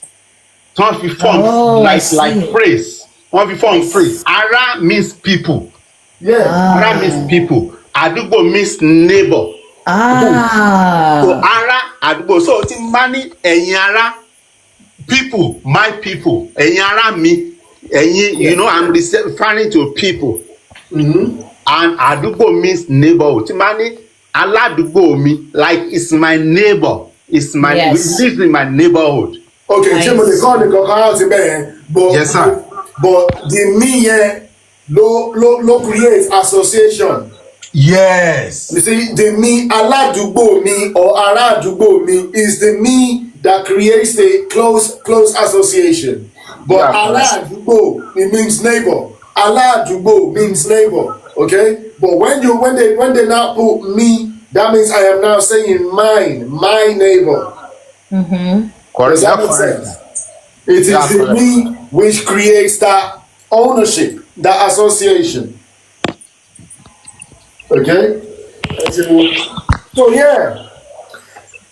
Obviously, so we've got father, Baba. So these are the typical relationship in an immediate Yoruba in terms of your ecosystem. Okay? So typically one would have a father. Typically one would have a mother. Typically one would have a friend. Typically you would have an elder. Typically you would have an older sibling. Okay? Typically you would have a younger sibling. Typically you would have a baby in the house. You may or may not have a baby. Typically you may have a visitor. Okay? Or you may have strangers living in wherever you are. You may have visitors that you can identify that are coming to visit you in your house, or sometimes a visitor could be a stranger as well. And you would also have a neighbor, ará àdúgbò, because we don't exist in silos, right? Typically, majority of the time, people will have a community. They will have a community. They will have neighbors around them. Okay? So you could say in a typical ecosystem, or Yoruba person, you need to be familiar with these terms because you're going to use them a lot in your everyday interaction. Baba, mo ṣe bá Juni lọ. Thank you so much for the gift, though. Mo ṣe bá Juni lọ. Kábíyèsí bàbá, ṣé dáadáa ni o? Ọwọ́ ìyá máa ròkè ni ẹ ṣeun gan, ẹ ṣeun o. Ìyá mi Kẹ́mi, did you want to say something? No, I was just saying it's great. It's a really good class. Thank you. Thank you, thank you. So yeah, so these are the things you need to be aware of because obviously in your everyday interaction, you are, majority of the time, you are going to be interacting with one of these people, one of these categories, okay? So if you know how to refer to them, it makes the interaction a lot easier and a lot smoother, okay? For the registered students, at this point in the lecture, we also have exercise, okay? We are saying, write the Yoruba word for each English term below. But obviously, we've already done it. We've got elder, we've got neighbor, we've got friend. So when you receive your course material for this week, I would encourage you to then obviously go ahead and write them out and carry out the activities anyway.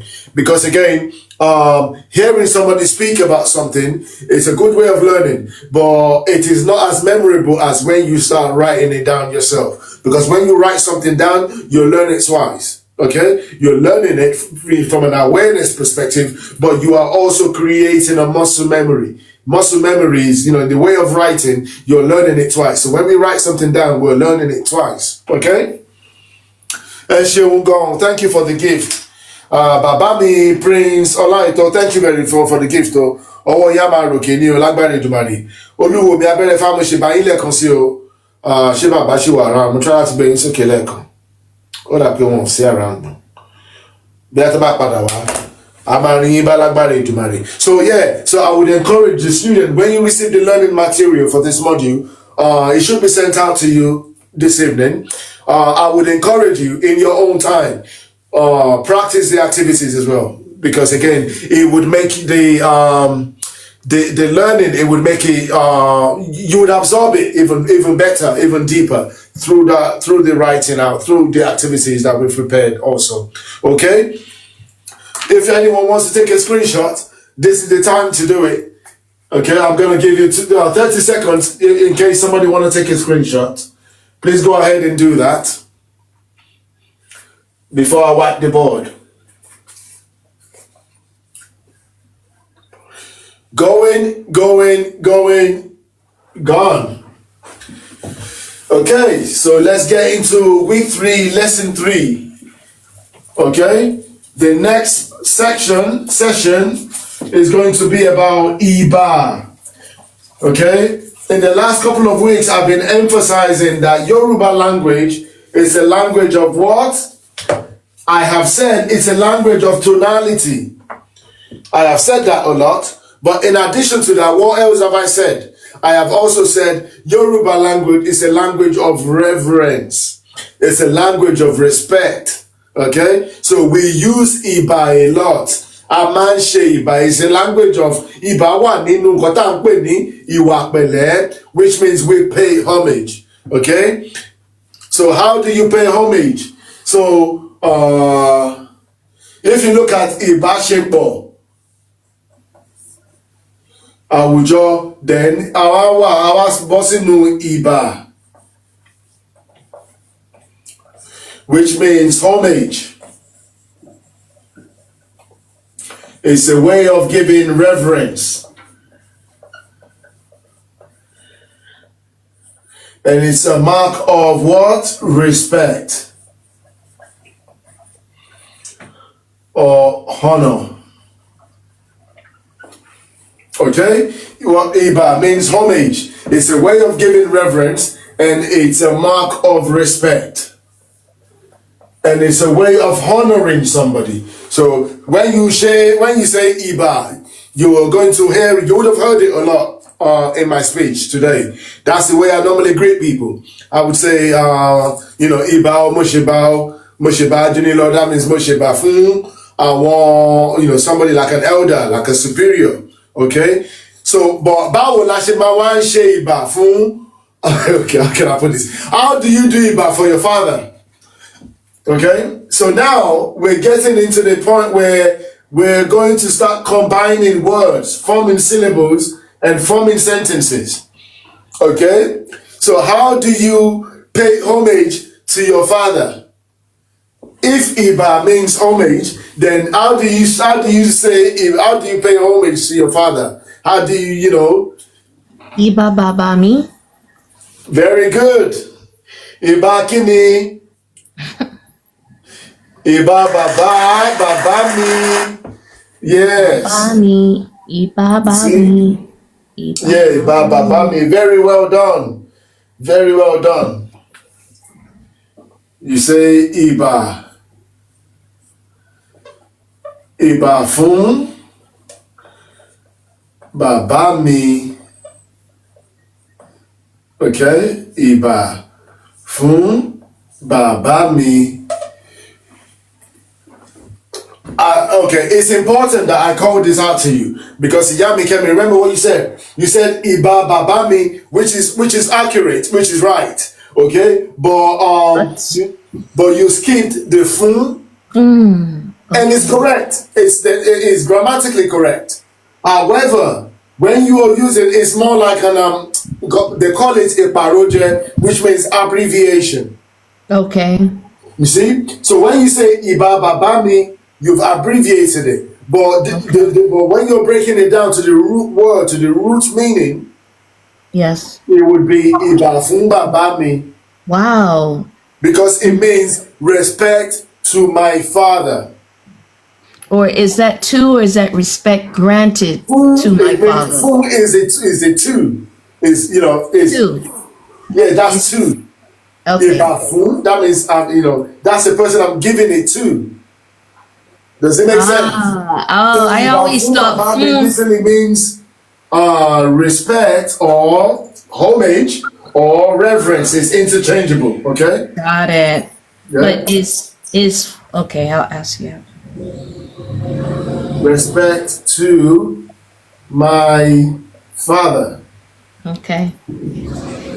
So the fun is here. Okay. Okay. Yeah. Respect to my father. Can I ask you a question? Go ahead. You see how you show certain words, there is more than one word that's used to, and with that that is associated with the word. Yep. Are there other words, or maybe I should just ask you the word? I thought that also also means grant or give. To give, yeah. Like fumi ni ire iwa puele. It's cool. But you're right in calling it out, but if you look at if you follow it carefully, you are paying, you are giving respect. Yes. So it's still saying give, right? Fun still means give. Iba fun baba mi. Yeah. Iba, what are you giving? You're giving Iba. Iba means respect. Or pretty good. Giving. This is good. Thanks. Baba means my father. So giving Iba to my baba. Iba fun baba me, respect to my father. Okay? Hello, sir. Can I quickly put in a word? Go ahead, sir. I'm sorry to interrupt. I just want you to know that, like I said earlier, Yoruba is very, very wide and is full of wisdom. Yeah. So that Iba, tabani pe Iba, kò ń ṣe nípa bóyá respect nìkan. It's about honor. Yeah, remember what I said. It's about paying homage. Oh, exactly. Different interpretations. Yes, sir. So tá a bá ń lò, ẹ má jẹ́ ká máa ro respect nìkan. Tá a bá fẹ́ lò, like we are honoring those who are older than us. A lè lò fún Elédùmarè gan, our creator.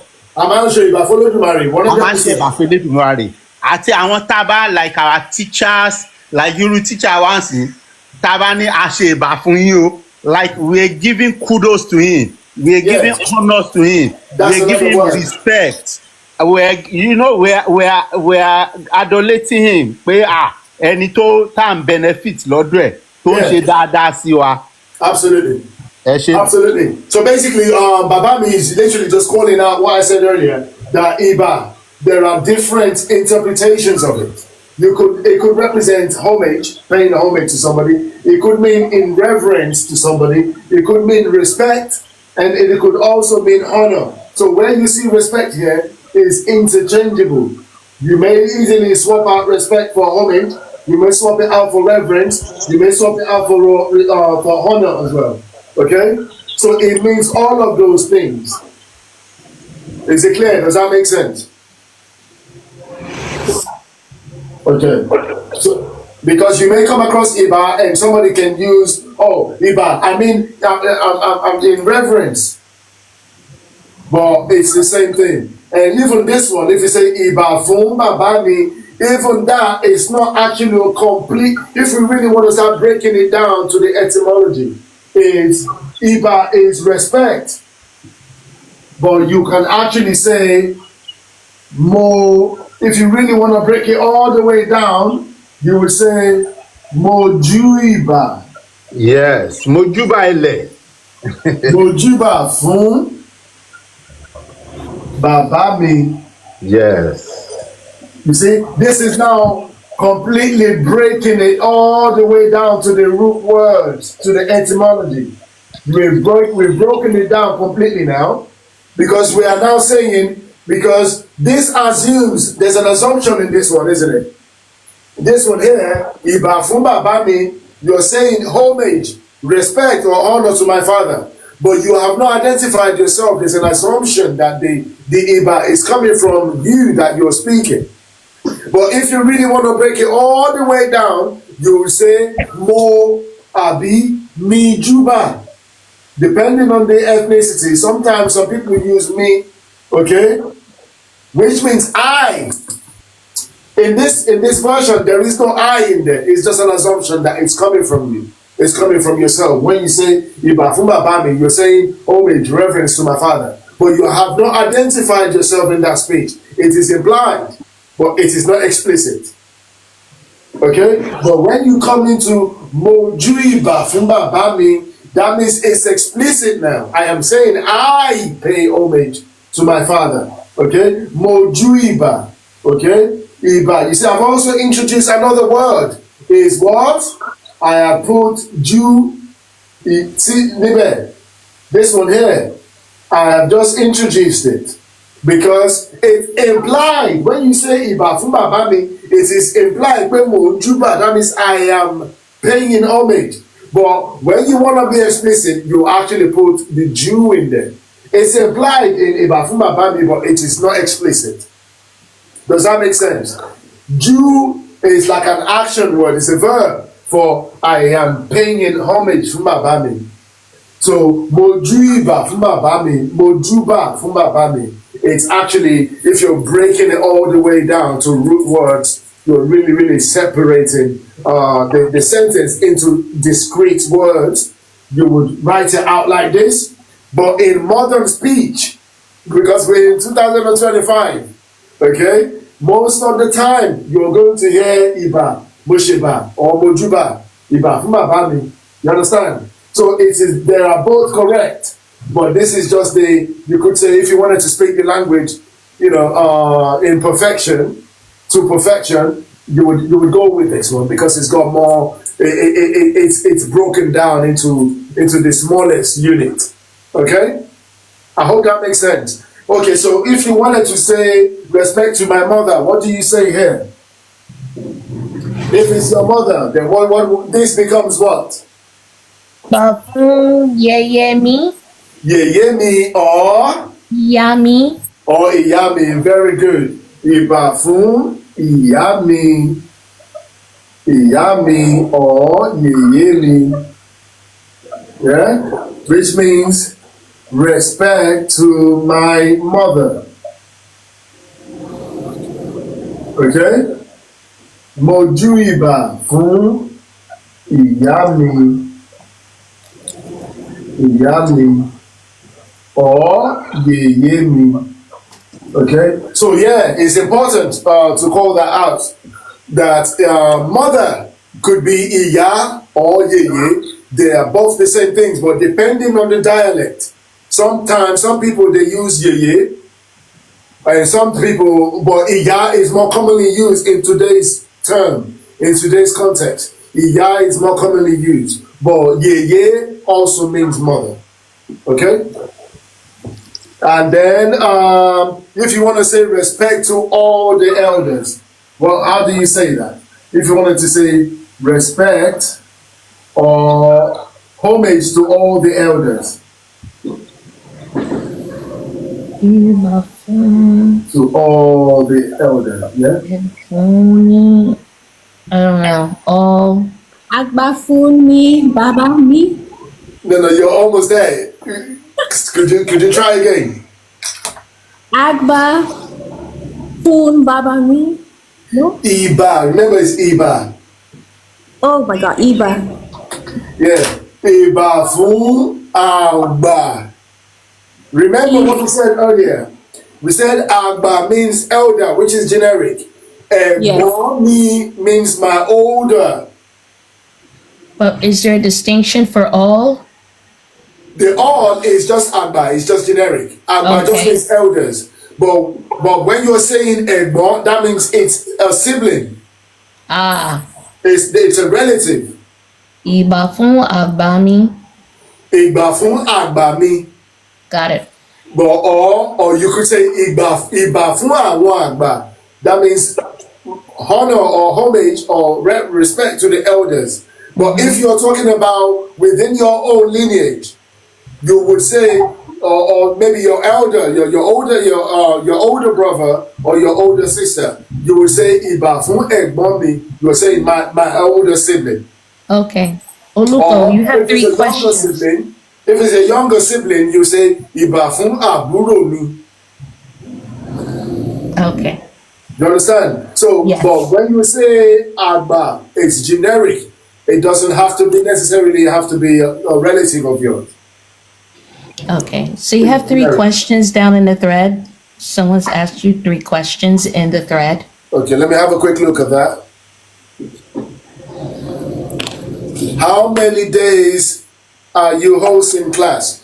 We started with twice a week, Wednesdays and Saturdays, but the Wednesday class, it is not, we're still building it up. But at the moment, Saturday is easier, it's more accessible to people. So at the moment, I think we're going to be doing it Saturdays for the Yoruba, and then Sundays for the Ìṣẹ̀ṣe.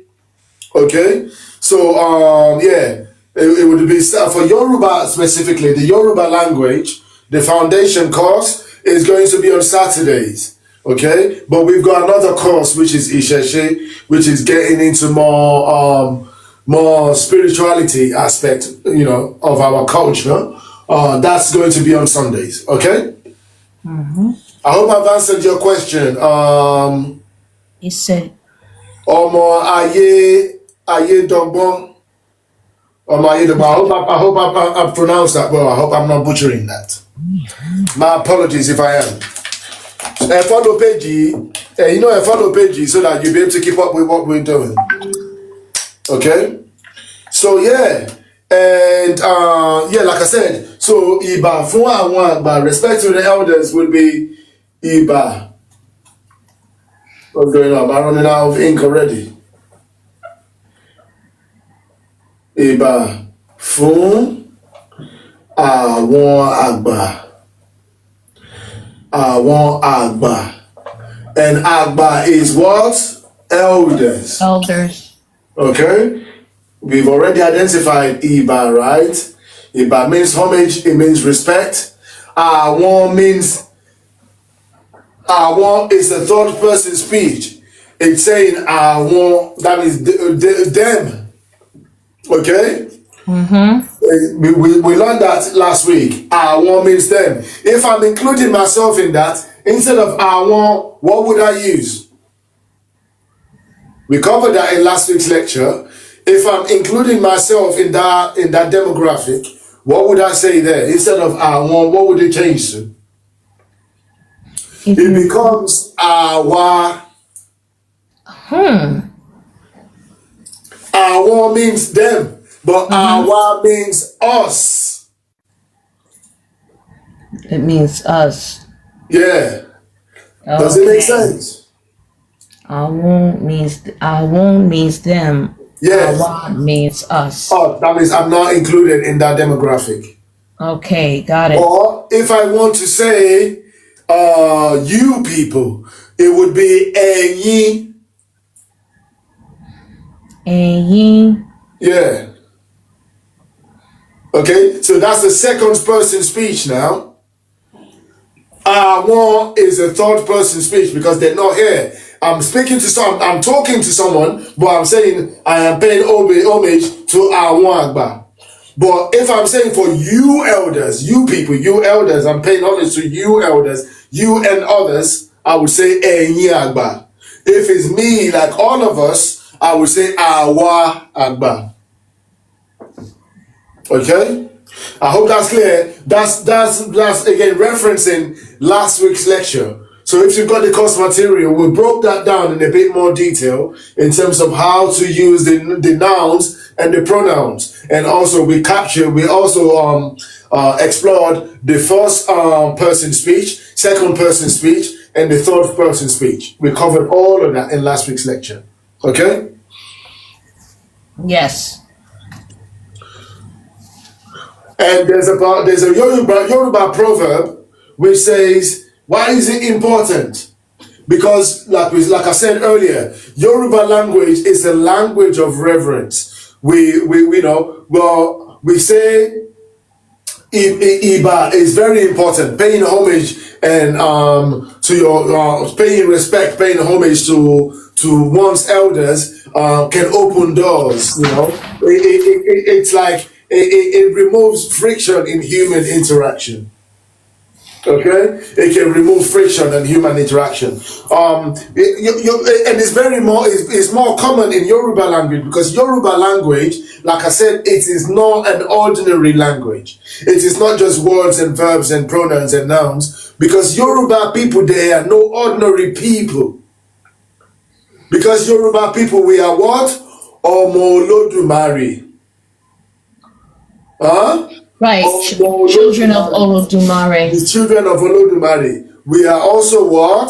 Ọmọlúwàbí, ọmọ tí Olúwàbí, ọmọ tí Olódùmarè bí is the same thing, children of Olodumare. But you have to understand certain things that you may be able to get away with in other communities, like not paying homage to your elders. In Yoruba culture, you can't get away with it. You can't get it. You remember, we've got what? Àṣẹ.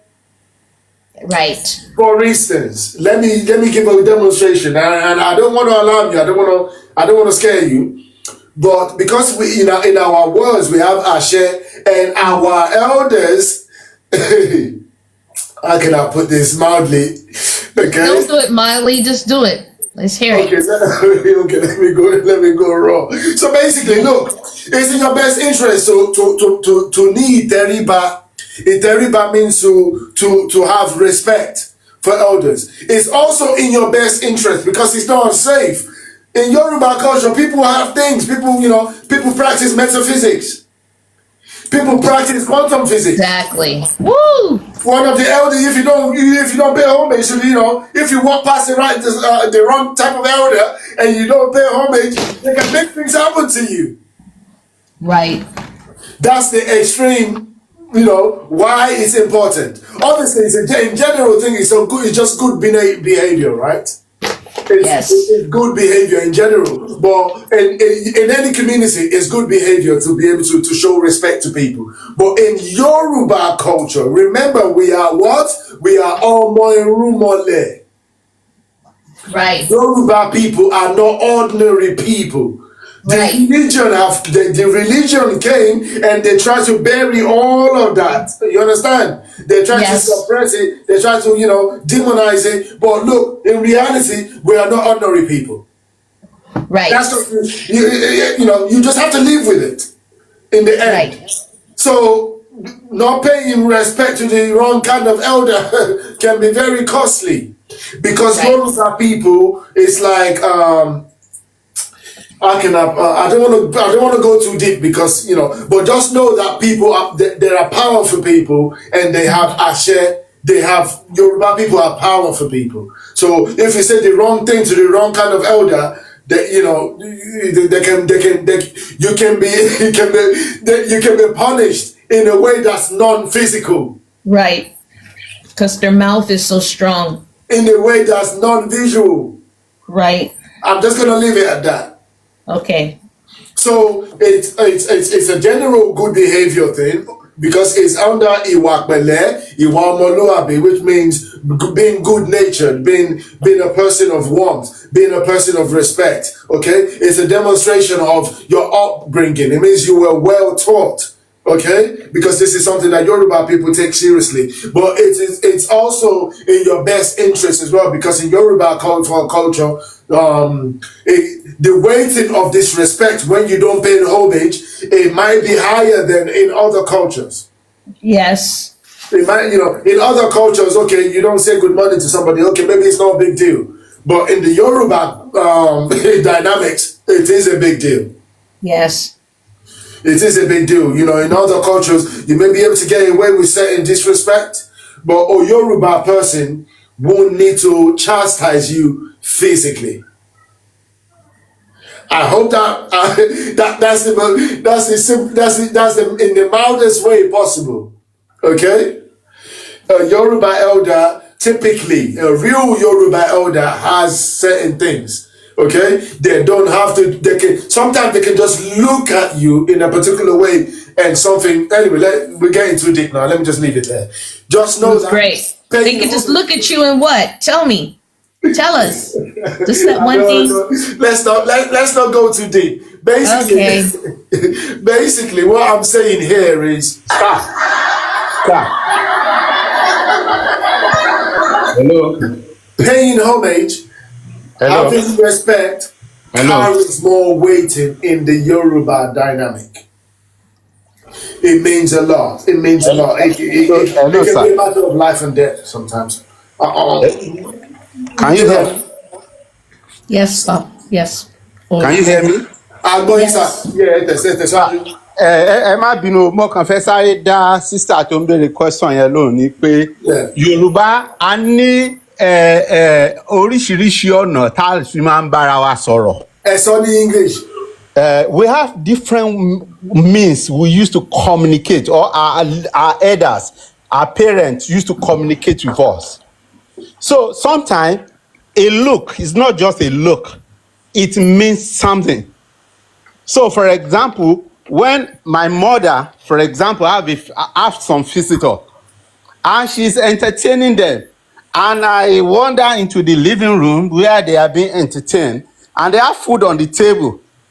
I have a Coca-Cola or Martina, all kind of drinks. There's a way she will look at me, and I know, hey, get out of here. That's what it means. Yes. There's a way she will look at me and say, I don't want to see you around this place.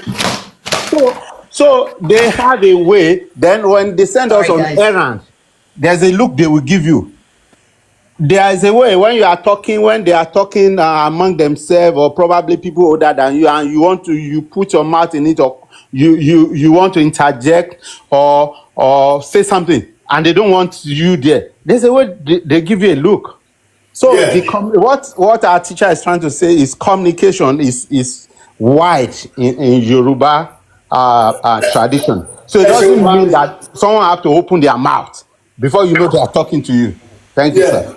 Absolutely. But thank you, sir. We have the same customs in the Caribbean as well. It's the same.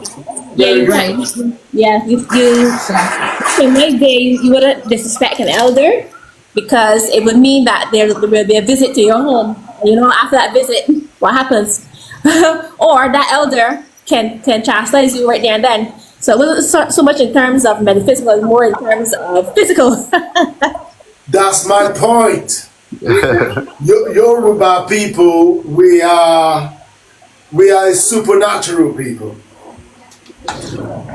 That's It's just about time you say it. A lot of people, about time I said it, right?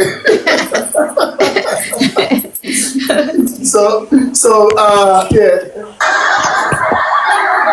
Yeah, you need to put a laughing one. I've been trying not to say it because, look, a lot of people try to run away from this, but you cannot run and hide from yourself forever.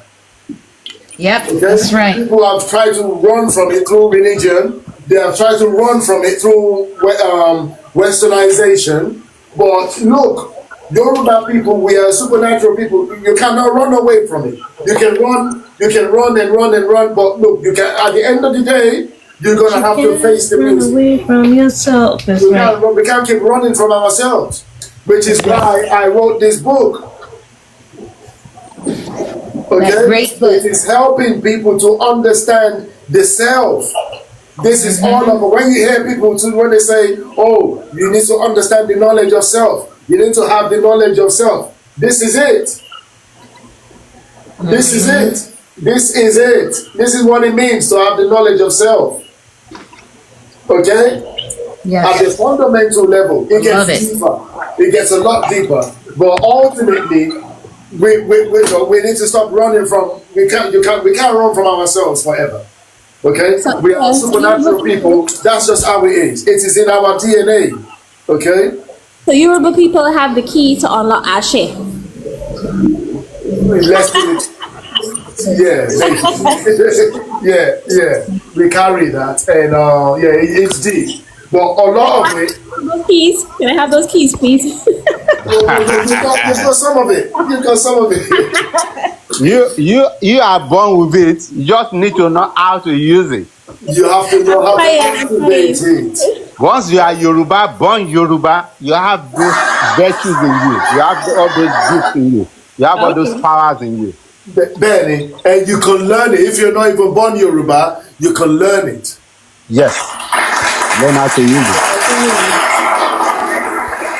Yeah. Hello, sir. Hi, Bàbá everyone. ìbejì mo ṣe bá dín lọ bá mi ṣe dáadáa ní sà. Mo kì í sábà mi o, mo ṣe ẹ̀làbọ̀rú ẹ̀làbọ̀yè Gbogbo àtọ́ bàbá ẹ̀kú àtàtàrọ̀. Ifá orí mi rèé o. Yes, sir. Ẹ ṣeun bá mi. Yeah, nípa ọ̀rọ̀ tẹ́ sọ lẹ́ẹ̀kan yẹn, mo fẹ́ ní the little contribution yẹn, sir. Okay, ẹ tẹ̀síwájú sà. All right, about what you said earlier about the looks, and our brother came in talks about how our parents communicate with us by look, Yeah. Not just only that, as you said earlier, we Yorubas, we are super natural people,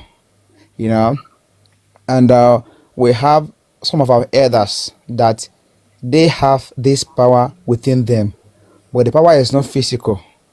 If you disrespect them out there, you think you can get away with it. They don't know you, they don't know your name, they don't know your mother's name. But once you disrespect them and they give us some certain looks, you will get dealt with physically and spiritually. That is just how powerful Yoruba people are. That's just my little contribution. Thank you. My brother, thank you for that insight. I'm sorry to interrupt, my teacher. For the benefit of people who are not Yorubas, who are not born in Yoruba society, I'm thinking we should not feed them with I believe to break up, Obami. Just out of nowhere. You're breaking up. Tell him to start that over. I wonder what it was he wanted to say. Trying to dodge that question. I know the reason why he's saying that. We didn't get off. Let's begin to learn gradually, like a baby who is learning to crawl, then walk, then begin to know, walk and run. Thank you. I get it. Is that clear to everyone else? No. What did he say from the beginning? Okay, Shelley, to some about me. All right. Do you want me to say it in English or in Yoruba? In English, please. English. Go ahead. All right. What I'm trying to say is this. Like I said earlier, Yoruba is very, very wide. Yoruba is very, very deep. Yoruba is the best language in the world.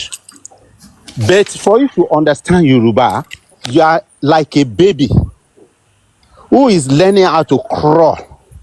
So that baby that learn how to crawl, one day we begin to learn how to walk.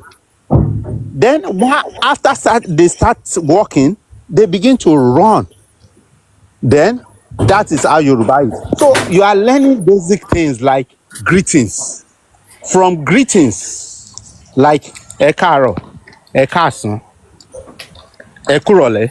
Now, tí n bá fẹ́ sọ fún you, if I want to tell you that there's a greeting called ẹ kú ìyálẹ̀ta. Is there anybody that can give me among our students? I'm not talking about we that were born into this language. Can you tell me what ẹ kú ìyálẹ̀ta means? Ẹ kú what? No. Ìyálẹ̀ta. You're getting too deep. I look, I understand. So, look, I understand the point, but kò sí bá ṣe lè sọ̀rọ̀ yìí ńgbà míì lẹ́ẹ̀kọ̀ọ̀kan we have to really get into the crux of it. We don't want the focus of this lecture, but from time to time it's difficult to get away from. Sometimes we just have to break it down to people. Look, it is what it is. Everybody, we've all watched the movie X-Men, right? Yes. Avengers. Look, your Yoruba are the X-Men. You know what I'm saying? Okay. So our ancestors were. Let's just put it that way. No problem.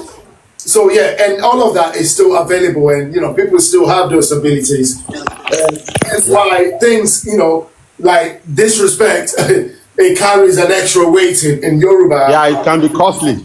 It can be more punishing than it would be in other communities, in other cultures. Let's just keep it simple like that, okay? I hope that makes sense. Okay? Yes. Yeah, thank you. All right. Thank you. Yeah. So yeah. So it's a good practice in general to be of good nature, to be of a respectful, to be a respectful person. It's good in general, but it's also in your best interest in general as well.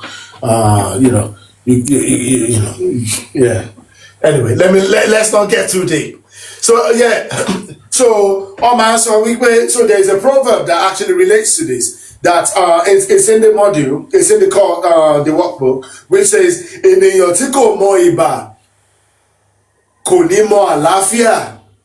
What does that say?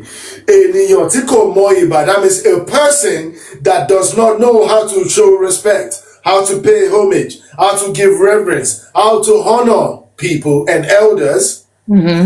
Kò ní mọ àlàáfíà, that means you will not know good health. Do I need to say more? No. You know what I'm saying? So that proverb breaks it down. He who does not give respect will not know peace. It's that simple. So you can look at it, you can interpret it in different ways. Because when it comes to paying homage, it's something which reduces friction in human interaction when you're paying respect, when you're giving warmth. So you may walk into a place where you're a stranger in a setting, but if you come in with respect, people who may otherwise be defensive towards you, the kind of way that people actually respond to you will be much warmer, right? Much more peaceful if you come offering respect. Okay, so that's just it's an important thing. Okay, so there is an exercise here as well, which where we're asking the students to say, write 3 Iba statements for people in your family or community. Okay, in your family or community. That's just, again, some of those practice activity that we are using to enhance the learnings. Because like I said, what did I say? This program, this 10 to 12 week program is an accelerated learning program. So one of the mechanics in which we accelerate it, because we want people to adopt it as quickly as possible, okay, is those exercises, they are an important part of it because it increases memorization. You'll be able to memorize it a bit more. It's increased, the practice. You're not just listening to me. You can go away and write it down. Like I said, when you write something down, you learn it twice. Okay? Yes. So don't take those exercises for granted. So, and then lesson 4. Sorry, did you have a question there? No, I was just saying yes. Okay. If anyone wants to take a screenshot, now would be the right time to do that. Hello, sir. Yeah, go ahead, sir. Yeah, can I quickly say that it is very important for us that are learning to also try to speak the language. Yeah. The fastest way to grasp all these things is when you learn something, if you have people who understand Yoruba around you, speak it to them. Try it, yeah. Try it. If you make a mistake or you didn't say it right, they'll correct you immediately. Don't see it like they are making fun of you. As time goes on, don't be embarrassed. Yeah. Don't be embarrassed. You will know it better than them. I'm talking out of experience because when I did my WAEC, some people who taught me how to speak the language, how to write, how to do the intonations, the signs, I got better marks than them. In fact, in the exam, I was the one teaching them. So say it anyhow. Let people make fun of you. Don't be embarrassed, and you become an expert as time goes on. Thank you. Absolutely. I'm the living example of that.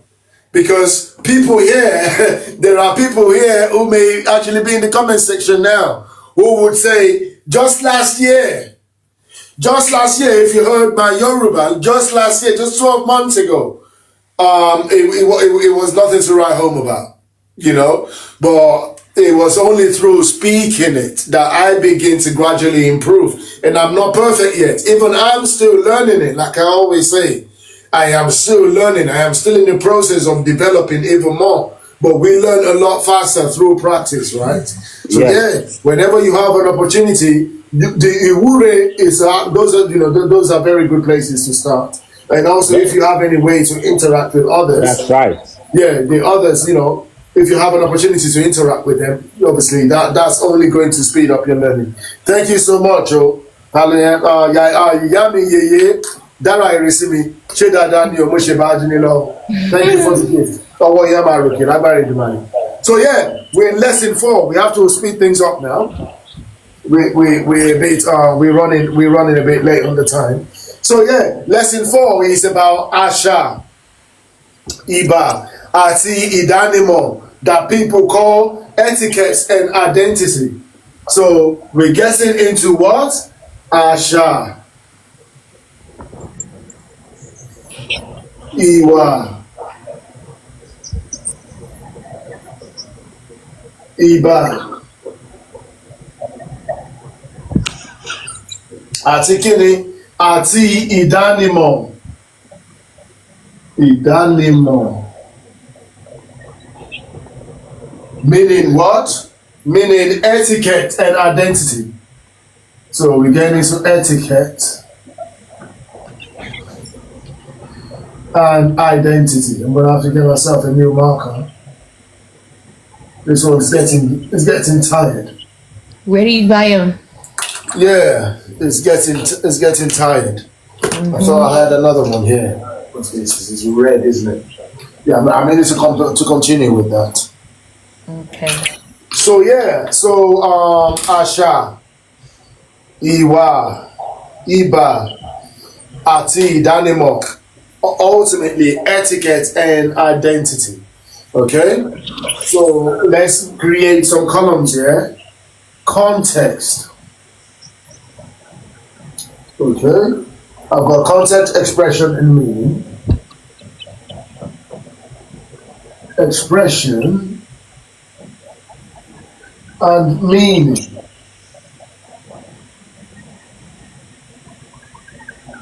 Okay, so where do we start from? So greeting an elder.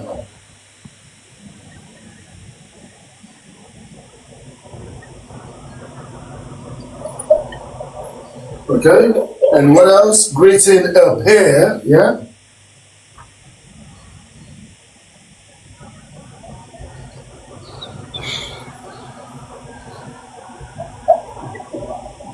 And then greeting the group.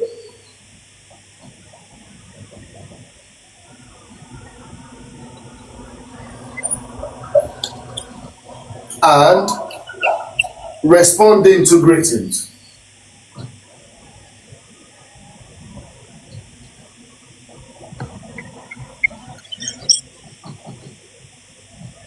Okay, so let's start from there. So how do you, to be honest with you, I think we've already covered some of this. So greeting an elder, I've already said, you can say, Eka, Eka. So basically, it's the same as what we done earlier. The difference is how do you express it when it's an elderly person? Is the air. When it's a pair, is the O. When it's a group, when it's a group, how do you identify a group? To more than one person. Plural is air. And also, if you want to respond to greetings, if that person is an elderly person, how do you say it? If you want to say thank you to an elderly person, you say she, right?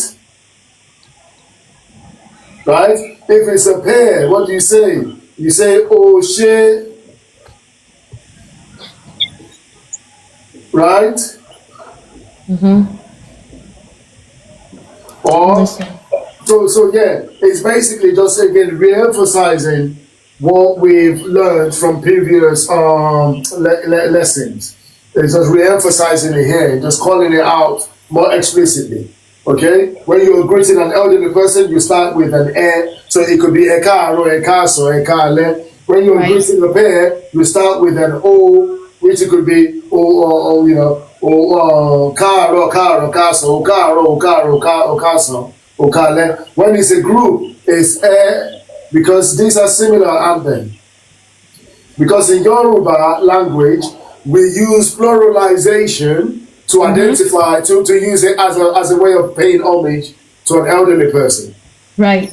But we not say to elderly people, we refer to them as if they were, like they were two, like more than one. Go ahead. Right. But you don't have distinctions. We don't have distinctions between when it comes to gender and words. We don't. We don't have he, she, his, or hers. No. We use the context. The context is what identifies whether you are addressing a male person or a female person. Got it. You would have to be explicit. You would have to say obìnrin. Obìnrin yẹn means a female. Ọkùnrin yẹn meaning a male. Or bàbá yẹn meaning a father. Ìyá yẹn meaning that mother. Or that man or that woman. You understand? So you would have to call it out explicitly. We don't have his and hers, he or she in Yoruba. Or you don't have like hermano and hermana, where the distinction in the letter changes in order to determine that it's feminine or masculine. No. Okay. We don't. In Yoruba language, it's just the context which got it. Just the context. Got it. Yeah, which determines that. Sounds good. Or if somebody wishes to call them out explicitly, to say, I am talking to that man. I am talking to that woman.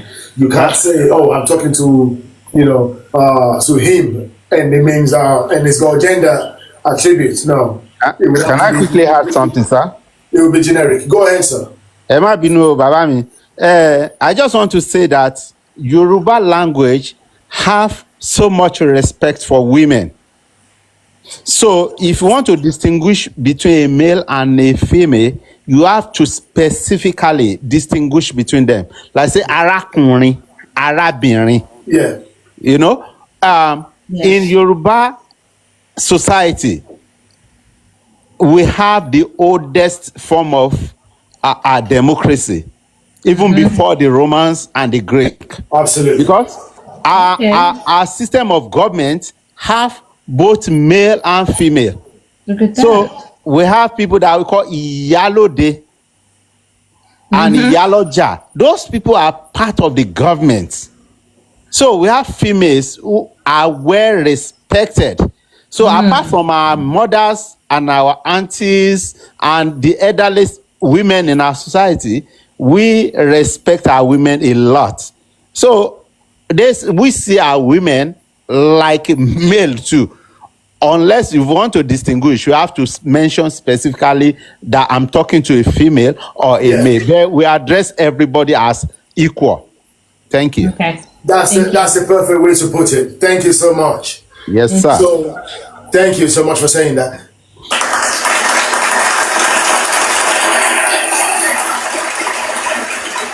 And I'm glad that it wasn't me saying it this time around. Is Iyalode also a name that's given to Oshun, the Orisha Oshun? No, that is a title. Is it a title that's given to her? No. In the Oriki of Oshun, you may hear them say Iyalode. Exactly. 100%. Because Oshun is like the primordial divine femininity in Yoruba cosmology. Okay.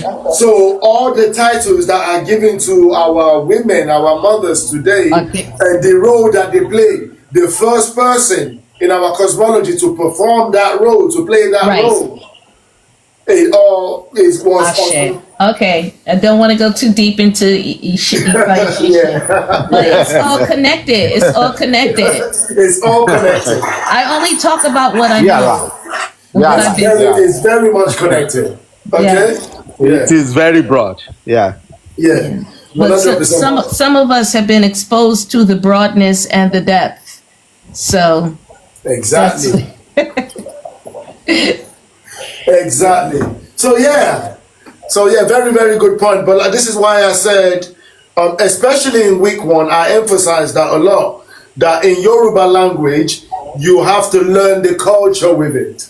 You cannot say you're just learning the words and the meaning. No, it's not complete. It's difficult to learn it and absorb it in that way. You have to kind of learn the cultural context with it. Okay? It's inescapable. It's inescapable. And it's good that it's that way because it gives it a deeper meaning. Okay? When you say something is in a particular way, why is it so? Why is it so? We can explain it as a very, very deep level. Okay? So So let's just keep that in mind when it comes to expressions. How do you express, how do you interact with a peer? How do you interact with elderly people? How do you interact with younger people? It's mostly in the use of the nouns and the pronouns. So the O and the R, okay? So at this stage, there are things in there. That one. Sorry, I go didn't ahead. get to screenshot that one. Sorry? I didn't get to screenshot the board before you took it off. Sorry. But to be honest with you, we've already captured it in other lectures, but the video will be put up, so don't worry, you'll get a link to the video as part of your, with the course materials for this week. You'll get the link to the video in there, so you'll be able to refer to it, okay? So we are now in lesson 6, and this brings us to the last lesson for this week. And it's basically about cultural insight and reflection, okay? Ìkíni Ìbẹ Àwùjọ, that means greetings is the beauty of a society, okay? Ìkíni Ìbẹ Àwùjọ, greeting is the beauty of a community. Okay? Ìkíni meaning greetings. Ni meaning is there. You could say is or is there. Ẹwà is beauty of a community. Community is àwùjọ. Okay? Ìkíni Ìbẹ Àwùjọ. So greetings, proper greetings, paying homage, paying reverence is the beauty of a community. Okay? That's the cultural context of why do we do it? Why is greetings, paying respect, paying homage, why is it so significant in the Yoruba culture? It is because greetings is the beauty of a community. Ìkíni Ìbẹ Àwùjọ. And what did I say earlier? Paying respect to people, paying homage, giving honoring people, giving reverence, respecting the elders, respecting your peers, respecting the men, respecting the women, respecting the children as well. What does it do? Respect is like it's like a lubricant, right? Which smoothens, which reduces the friction in human interaction.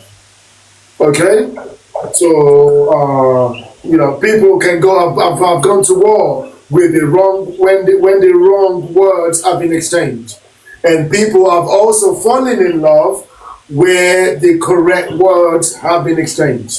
So our words, our communication, our interaction depends largely, and our peace of mind depends largely in the way that we communicate, which is why respect, paying homage, kama juba furawa, kama shewa pele, kama uwa omoluabi, those are very important elements and aspects of the Yoruba language and by extension, the Yoruba community.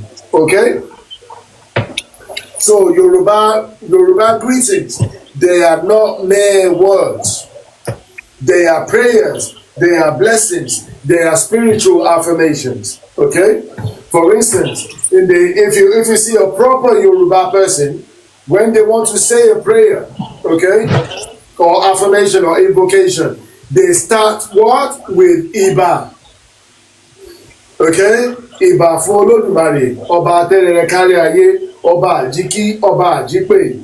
You see, before you even begin, because when people say prayers, most of the time they are asking for something, right? Most people use prayers by way of request, don't they? They want something. Most of the time when people are saying prayers, but they are asking for something. But what people don't know, majority of people don't realize is Ìbà itself is actually the most effective form of prayer. What are the most effective forms of prayers? Ìbà and Ìdúpẹ́. Paying homage and showing gratitude, they are actually the most effective forms of prayer. Most people don't know that. So when you hear a Yoruba person, when they want to start saying a prayer, they start with what? Ìbà. Bó ṣe bá Olódùmarè ọba tẹ́lẹ̀ kárí ayé, ìbà akọ́dá, ìbà àṣẹ̀dá, ìbà adẹ́dá, ìbà àwọn onílẹ̀, ìbà àwọn ìyá mi òṣòròǹgà, mo ṣe bá omi, mo ṣe bá iná, mo ṣe bá atẹ́gùn, mo ṣe bá iyẹ̀pẹ̀, mo ṣe bá òkè, mo ṣe bá ilẹ̀, mo ṣe bá iwájú, mo ṣe bá ẹ̀yìn, mo ṣe bá ọ̀tún, mo ṣe bá òsì, mo ṣe bá ọmọdé, mo ṣe bá àgbà, mo ṣe bá ọkùnrin, mo ṣe bá ọkùnrin, mo ṣe bá bàbá, mo ṣe bá ìyá. What am I doing there? I haven't even said my prayers right yet. But I am already paying homage to literally everything, all the elements, starting from the Creator down, from Olódùmarè down to the Irumole, I've paid homage to water, I've paid homage to fire, I've paid more homage to the wind, I've paid homage to the ground, I've paid homage to the men, I've paid homage to the women, I've paid homage to my father, I've paid homage to my mother, I've paid homage to literally everything. And I haven't even uttered a word of prayer yet. And after that, you are going to hear a Yoruba person then start giving thanks. No prayers yet. I have not made any requests yet. I started with Ìbà. Now I am going into Mo dúpẹ́ fún Olódùmarè fún gbogbo oore tí ó ṣe fún wa. Mo dúpẹ́ oore àná. I give thanks to Olódùmarè for all the favors, everything. Mo dúpẹ́ oore àná. I give thanks for yesterday's gifts. Mo dúpẹ́ oore òní. I give thanks for today's gift. But they dúpẹ́ oore ọ̀la, and I'm also in advance, and I'm giving thanks for tomorrow's blessings as well.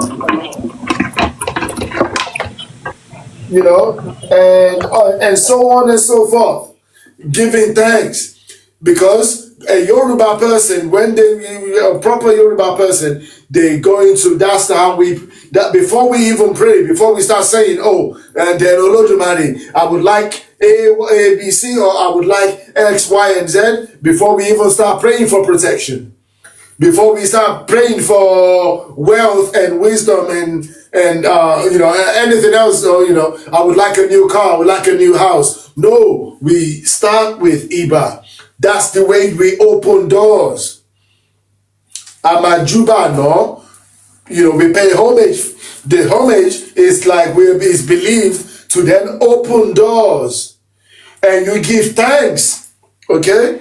And then you've given thanks. Now, Olodumare is listening. That's what we believe in. The ancestors are now listening. You've got their attention now. You started with Iba. You started with Idupe, which is paying, giving thanks and showing gratitude. Now you've earned the right to say a prayer, to ask for something.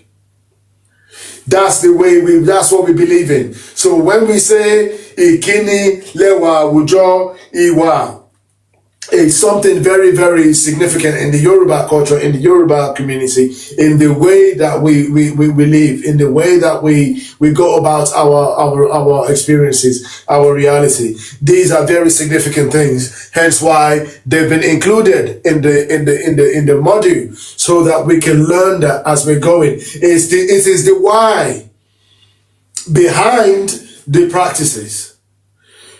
Just saying we're doing it for doing it, for the sake of doing it, it's not good enough. It's incomplete. Hence why we prepared this particular module to start to explain the whys behind it. Why is it like that?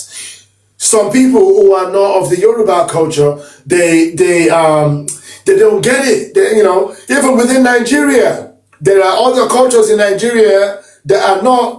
They don't practice this. They've got their own cultures, right? But they always say, "Why Yoruba people? Why are they always like this? Why are they always, they're always paying homage to the elders? Why are they always like this?" People don't get it because it's not been explained to them. They don't understand. People think it's being subservient. I mean, well, you should have. Sorry, go ahead. I mean, well, you should have honor for the elders. I mean, so what happens is that as the elders get older, their voice is even more potent, more stronger. Exactly. But it's also because they're elders. I mean, they took care of you, in America. Right, in America, and that's where you get your wisdom from, and those are ancestors too. I mean, there you go. And in this culture, like in America, there's a saying that people feed off of they neglect the elders and they feed off of the young. Yeah. That kind of community is not going to be to our peace, is it? Exactly. What did we learn? Can I quickly add something, sir? Go ahead. Àkọ́kọ́ ni pé mo gbóṣùbà fún yín fún nǹkan iṣẹ́ ribiribi tẹ́ ń ṣe yìí. Ẹ ṣeun bàbá mi. Mo dúpẹ́ lọ́wọ́ yín. Ọpẹ́ ni f'Olódùmarè. Olódùmarè á túbọ̀ máa fún yín ní agbára àti okun. Àṣẹ o, àtẹ̀yìn náà sà. Yeah, I'm going to speak in English because I want to address a larger audience. Assuming that we're parents in the morning and we have children. In the morning, our children wake up in the morning and they don't even say hi to us. They don't say good morning, sir, good morning, ma. And they just walk by us. Now, when it is time for them to go to school, they are asking us for pocket money. How are we going to fail? Yeah. We will not be happy. How can my own child, I work hard to provide for this child, that child now wake up in the morning and they don't say good morning by appreciating us. They don't say thank you to us. So the Yoruba context of respect is very wide. It is very holistic in the sense that we give reference or reference to everything. Olodumare, that means our creator, our ancestors. That is the people who came before us. That is our great grandfathers. We give reference to our fathers. We give reference to our uncles. Ashe. And the people that are in our neighborhood that are older than us. Yeah. So it's not only our family. Anybody within our society, we consider them as our people, our family. Yeah. And we give reference to them. Absolutely. So when we want to wake up, before we ask for anything from our creator, we need to say thank you, appreciate our creator.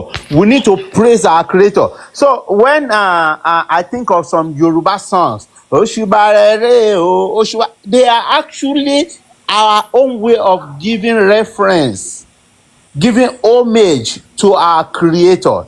Absolutely. That's what the Christian adopted. So before you ask God that I need this for blessings, let me just put it like that, we need to pay reference. We need to appreciate them again before we now say, I need this, I need that. Or before they can now bless us. Thank you, sir. Absolutely. Thank you so much. Yes, sir.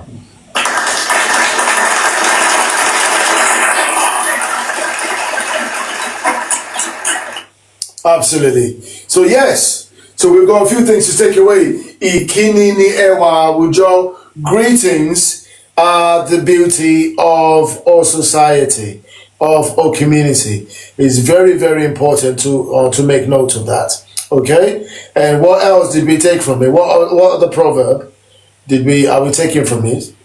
There's also another one. Ènìyàn tí kò mọ ibà kò ní mọ àlàáfíà, meaning he who does not give respect, he who does not know how to pay homage will not know peace. Because you're going to be clashing a lot. Even from just from physical perspective, you're going to be clashing. You're going to be having friction with people. Okay? Somebody who doesn't know how to honor other people, you don't know how to respect, you don't know boundaries, you don't know how to, how to make people feel valued. You don't know how to make people feel good when you come into a room. When you come into a room, what kind of energy are you bringing there? When you come into a room and you leave, the people that you've just interacted with, do they feel nourished by your presence? That's right. Do they feel enriched by your presence? Do they feel uplifted by your presence and the way you've communicated, the way you've interacted with them? Or do they feel reduced? Do they feel stressed? When you walk out the room, are people feeling a sense of relief like, oh, thank goodness we don't have to deal with this person any longer? Can I say something, brother? Yeah, go ahead. In our Caribbean society, we are what we call manners. We are taught from early, and what I'm saying is that the younger generation there's a bit of the rest of manners, so to speak, and I find myself in a similar situation because when I came back home from the UK, you know people hardly greet you in the UK, so I find that I was walking past elders and walking into rooms and not greeting and things like that. So I had to quickly recalibrate myself back to my culture, whereas we greet people and we say good morning and different things like that. Yeah. So it shows you what happens when you're out of your culture, how you get sometimes lost, and then when you come back, you've got to find yourself again. Yeah, and what does Moshiba mean? Because you use Moshiba means I pay homage. Moshiba, okay. Moshiba or Mojuba. So I pay homage. I give reverence. I pay respect. is Mosheba or Mojuba. Okay? Okay. Moshe Iba or Moju Iba. Okay? So I was thinking it was one word. It's a mixture of words. And I've done that intentionally. Oh. Because sometimes it's abbreviated as Juba. But, if I was just speaking to you, you're only going to hear Mosheba or Mojuba. But we're not just communicating verbally. We are in a classroom. So I have to break down the root word. I have to break the word into the root level. Does that make sense? So that you understand the etymology of it. In modern speak, it's more common to hear Juba, to hear Sheba. But for the purpose of this lecture, I am intentionally breaking them down into root words so that you will have a better and a deeper understanding. Does it make sense? Yes, Yes, it does. sense. May Yes, I it does. ask a question really quick? Go ahead. Yeah. So when I understand that the words are shortened, so who uses would the words when they're not shortened, would that be classified as like classic Yoruba? Is there such a thing, or is it certain people or certain ranks or status of people in certain aspects of Yoruba culture who would speak the fluid, structured words, or is it just everybody speaks one way? Not everybody. So what you're going, that's a very good question. And it happens in different communities. The closer people are to their tradition, the deeper the utilization of the language. When you're hearing Sheba, it's modern speech. These are the That's a perfect etymology of the words. Right. So these is just common because it's trendy now. We live in a fast world now. So we abbreviate our language. We abbreviate our speeches and our phrases. So that's why it's like this. But most of the time when you meet elderly people or people from like the villages, people who are they're not really westernized, they are still practicing the roots and the ancestral, the purest form of the culture. That's where you're going to be hearing it broken down like this. Got it. Does that make sense? It makes a lot of sense, and that's exactly a perfect answer. Thank you. It's the modernization of the language. Can I quickly add something? Well, go ahead. Yeah. In Yoruba language, there's something we call EYD. That can be literally translated to beauty of language. Yeah. So, like the teacher said, that you can shorten something instead of calling it fully, but you can also shorten it to create a beauty. Mo gbóṣùbà fún yín, mo ṣe bá yín is like èmi ṣe ìbà fún yín. That's the full pronunciation statement. Èmi ṣe ìbà fún yín. The I is giving honor or respect to you. Yeah. Yes. Now, if you want to shorten it, you can say mo ṣe bá yín o, mo ṣe bá yín.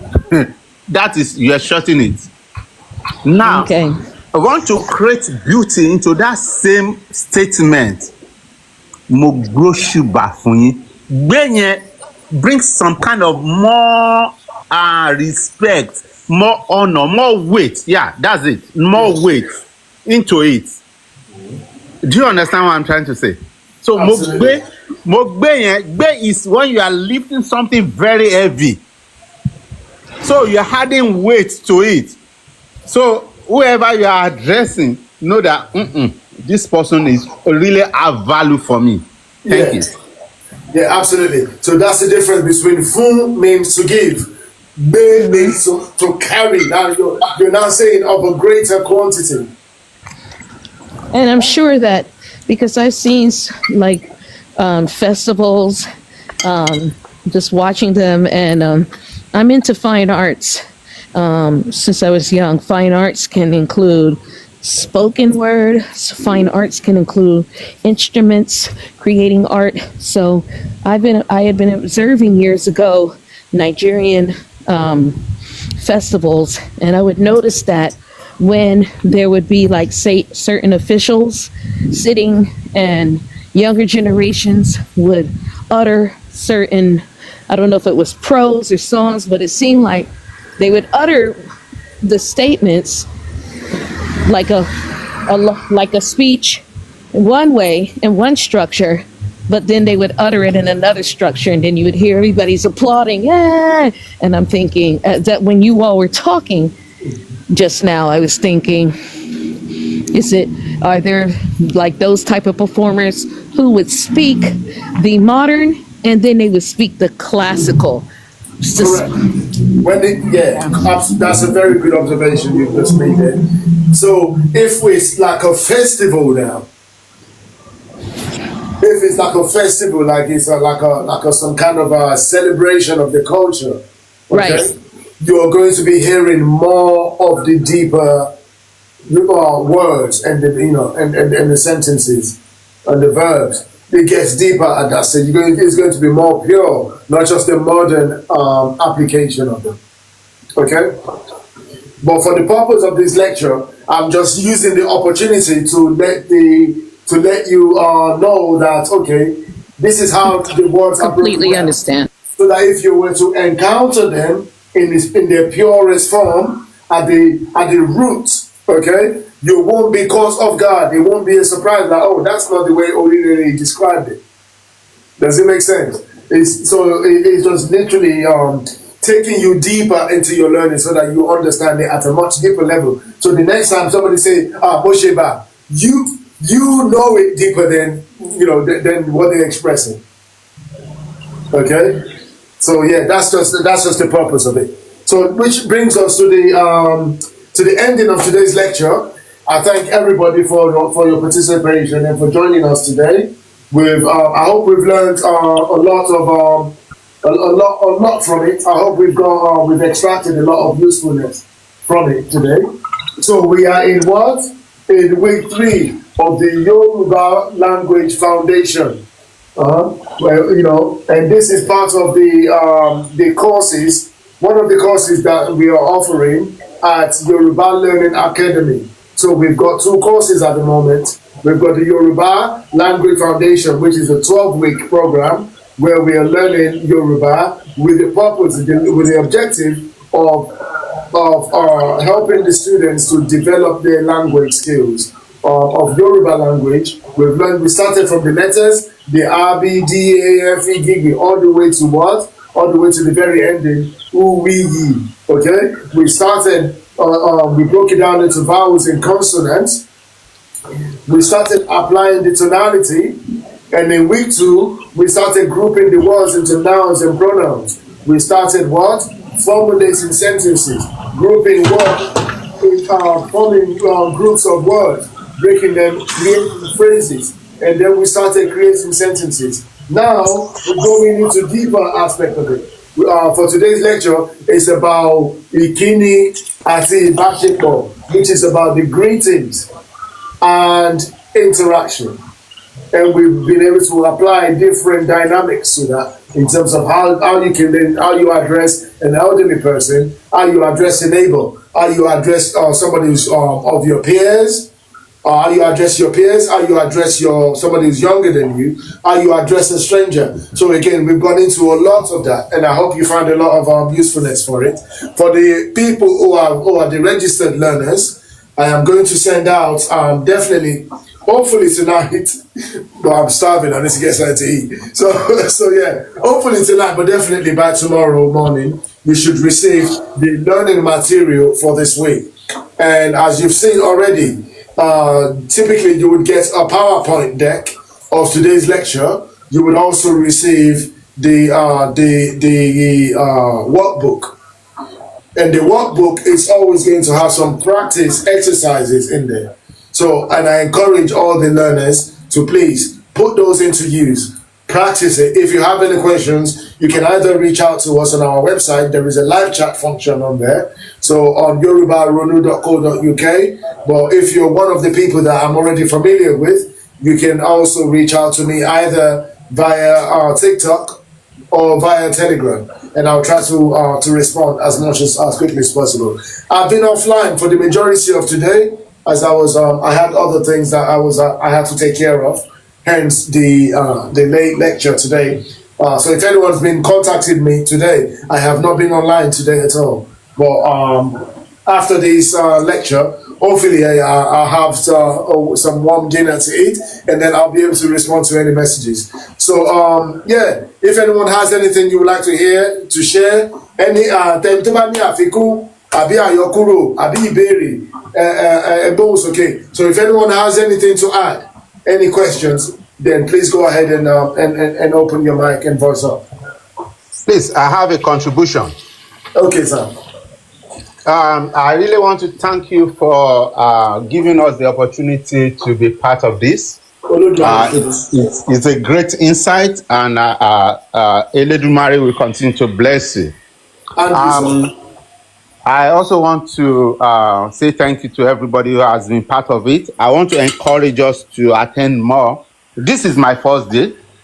I want to sincerely say that on TikTok, apart from the program of MS Baba Oloweko program, Baba Bear, I have never enjoyed any program as much as I enjoyed this today.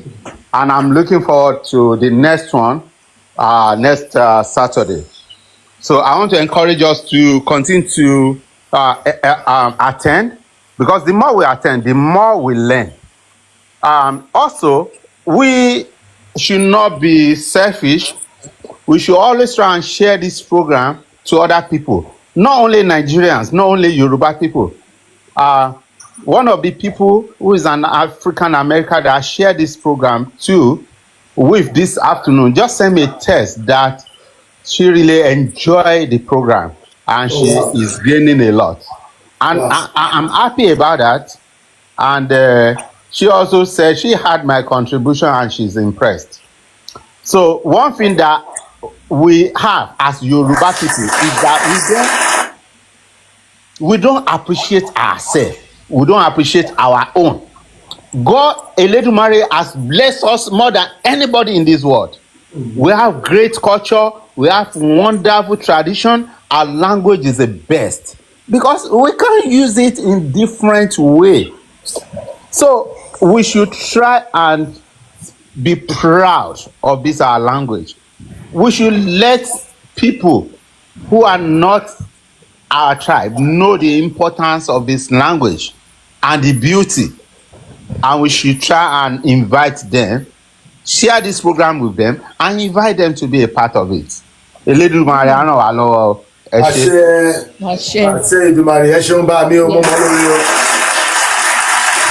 Beautiful. I think. Hey, one more thing, sir. One more thing. If we can have a YouTube channel, please.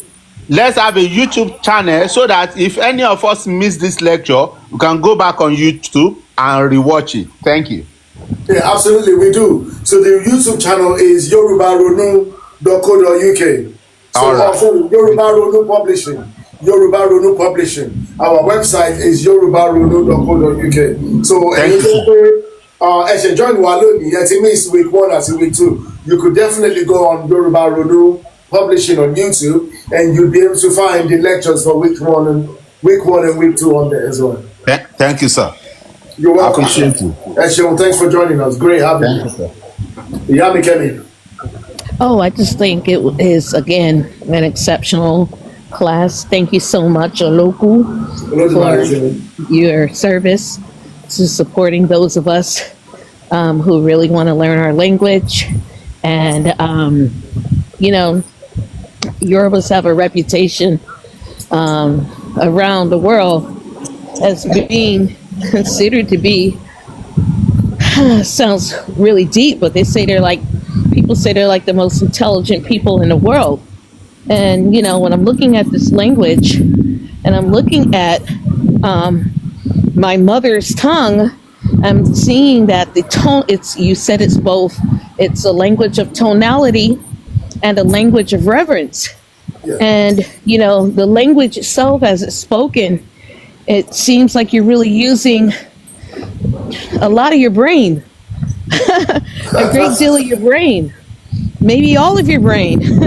So, I just want to thank you again. I want to thank you again, and I look forward to the next session. Thank you so much. Thank you.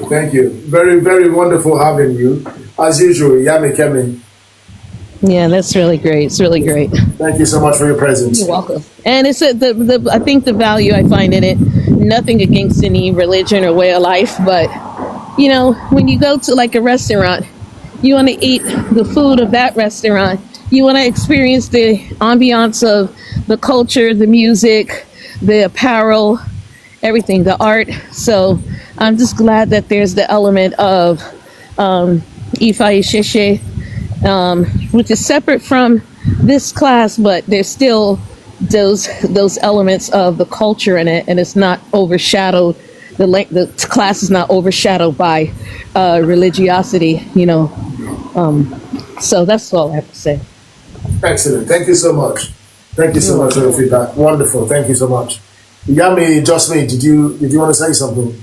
Yeah, I'll just be quick because I know you got to go. I just thank you so much for including me today.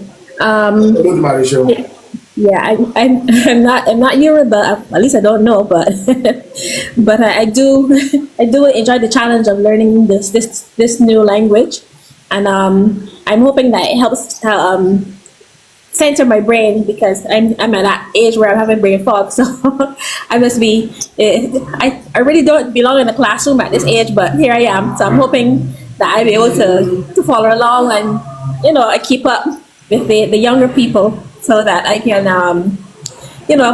fully grasp the concept of the Isheshe and the language. So I'm hoping for that. I've also appealed to the Orishas for clarity of mind. Yes, and my Ori. Ashe.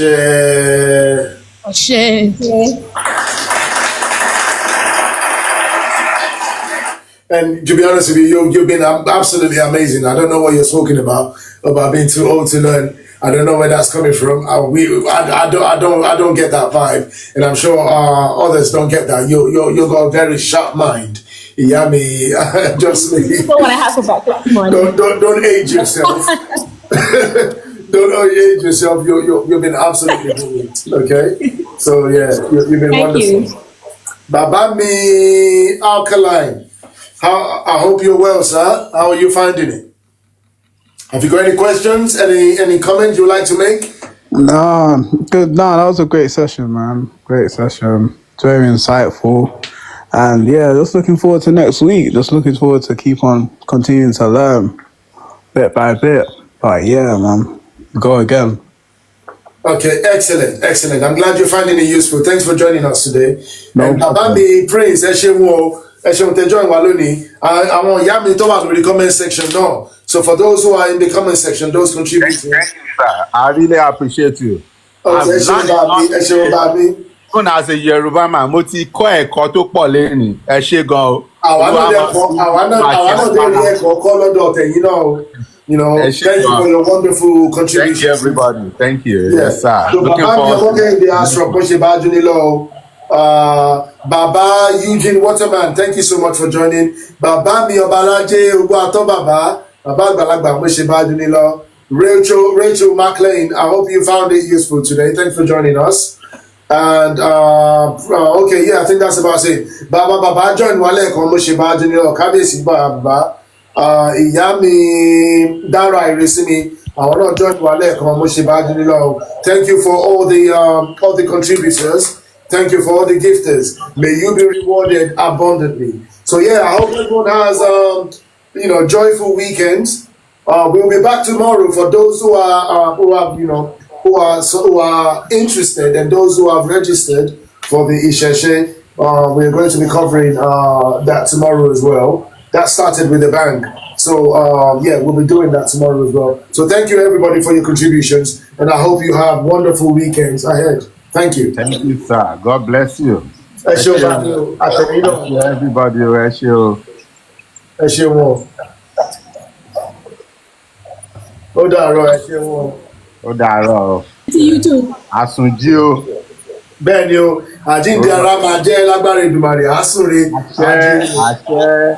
Àṣẹ. Olúwa máa ràn wá lọ́wọ́. Mo ti jó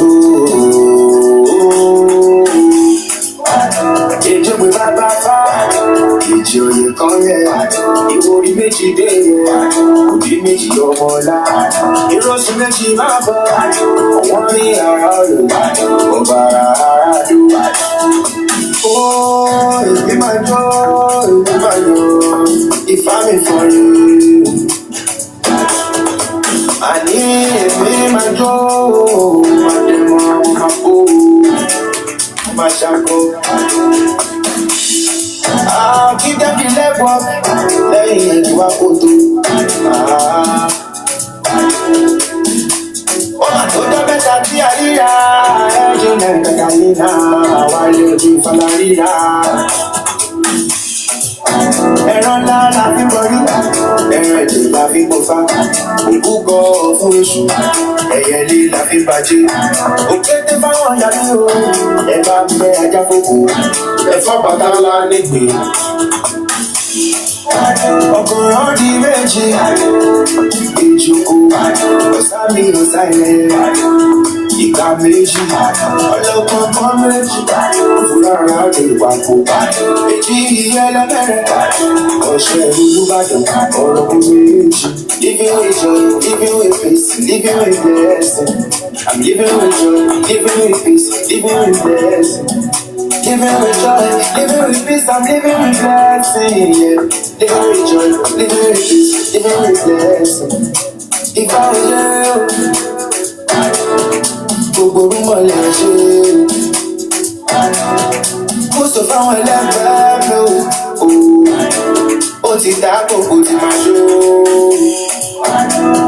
ọ̀sẹ̀ ìtura ọ̀rọ̀ níṣògbè àlàyé owó kò fún wa dídẹ́gbẹ́ ìwọ orí kò sùn òjúra òkúta ìmúra ìtura ìdí àmì ìlẹ̀kẹ̀ ògùn dá wọ́n rí ìró sùn wa orí ògùn dá bèdè ògùn ìyá dára ìdí àtàkó òun tó wà lójú ìdíyàn mi àtẹ̀gbéyàwó alára ìka alága ọ̀yẹ̀kú palaba òtúrá àṣekún òtúrá àmúsùn ó pé èdèkúsá ó pé ìdúpọ̀ ó pé ìfòfò lóhùn ọ̀yẹ̀kú ṣe jẹ ọ̀rí ẹ̀jẹ̀sẹ̀ ọ̀rí àparò ìrẹ̀tẹ̀ olú ìrẹ̀tẹ̀ ọdúnjọ ọ̀rí ṣìkà ọ̀yẹ̀kú bìrì ó pé olú.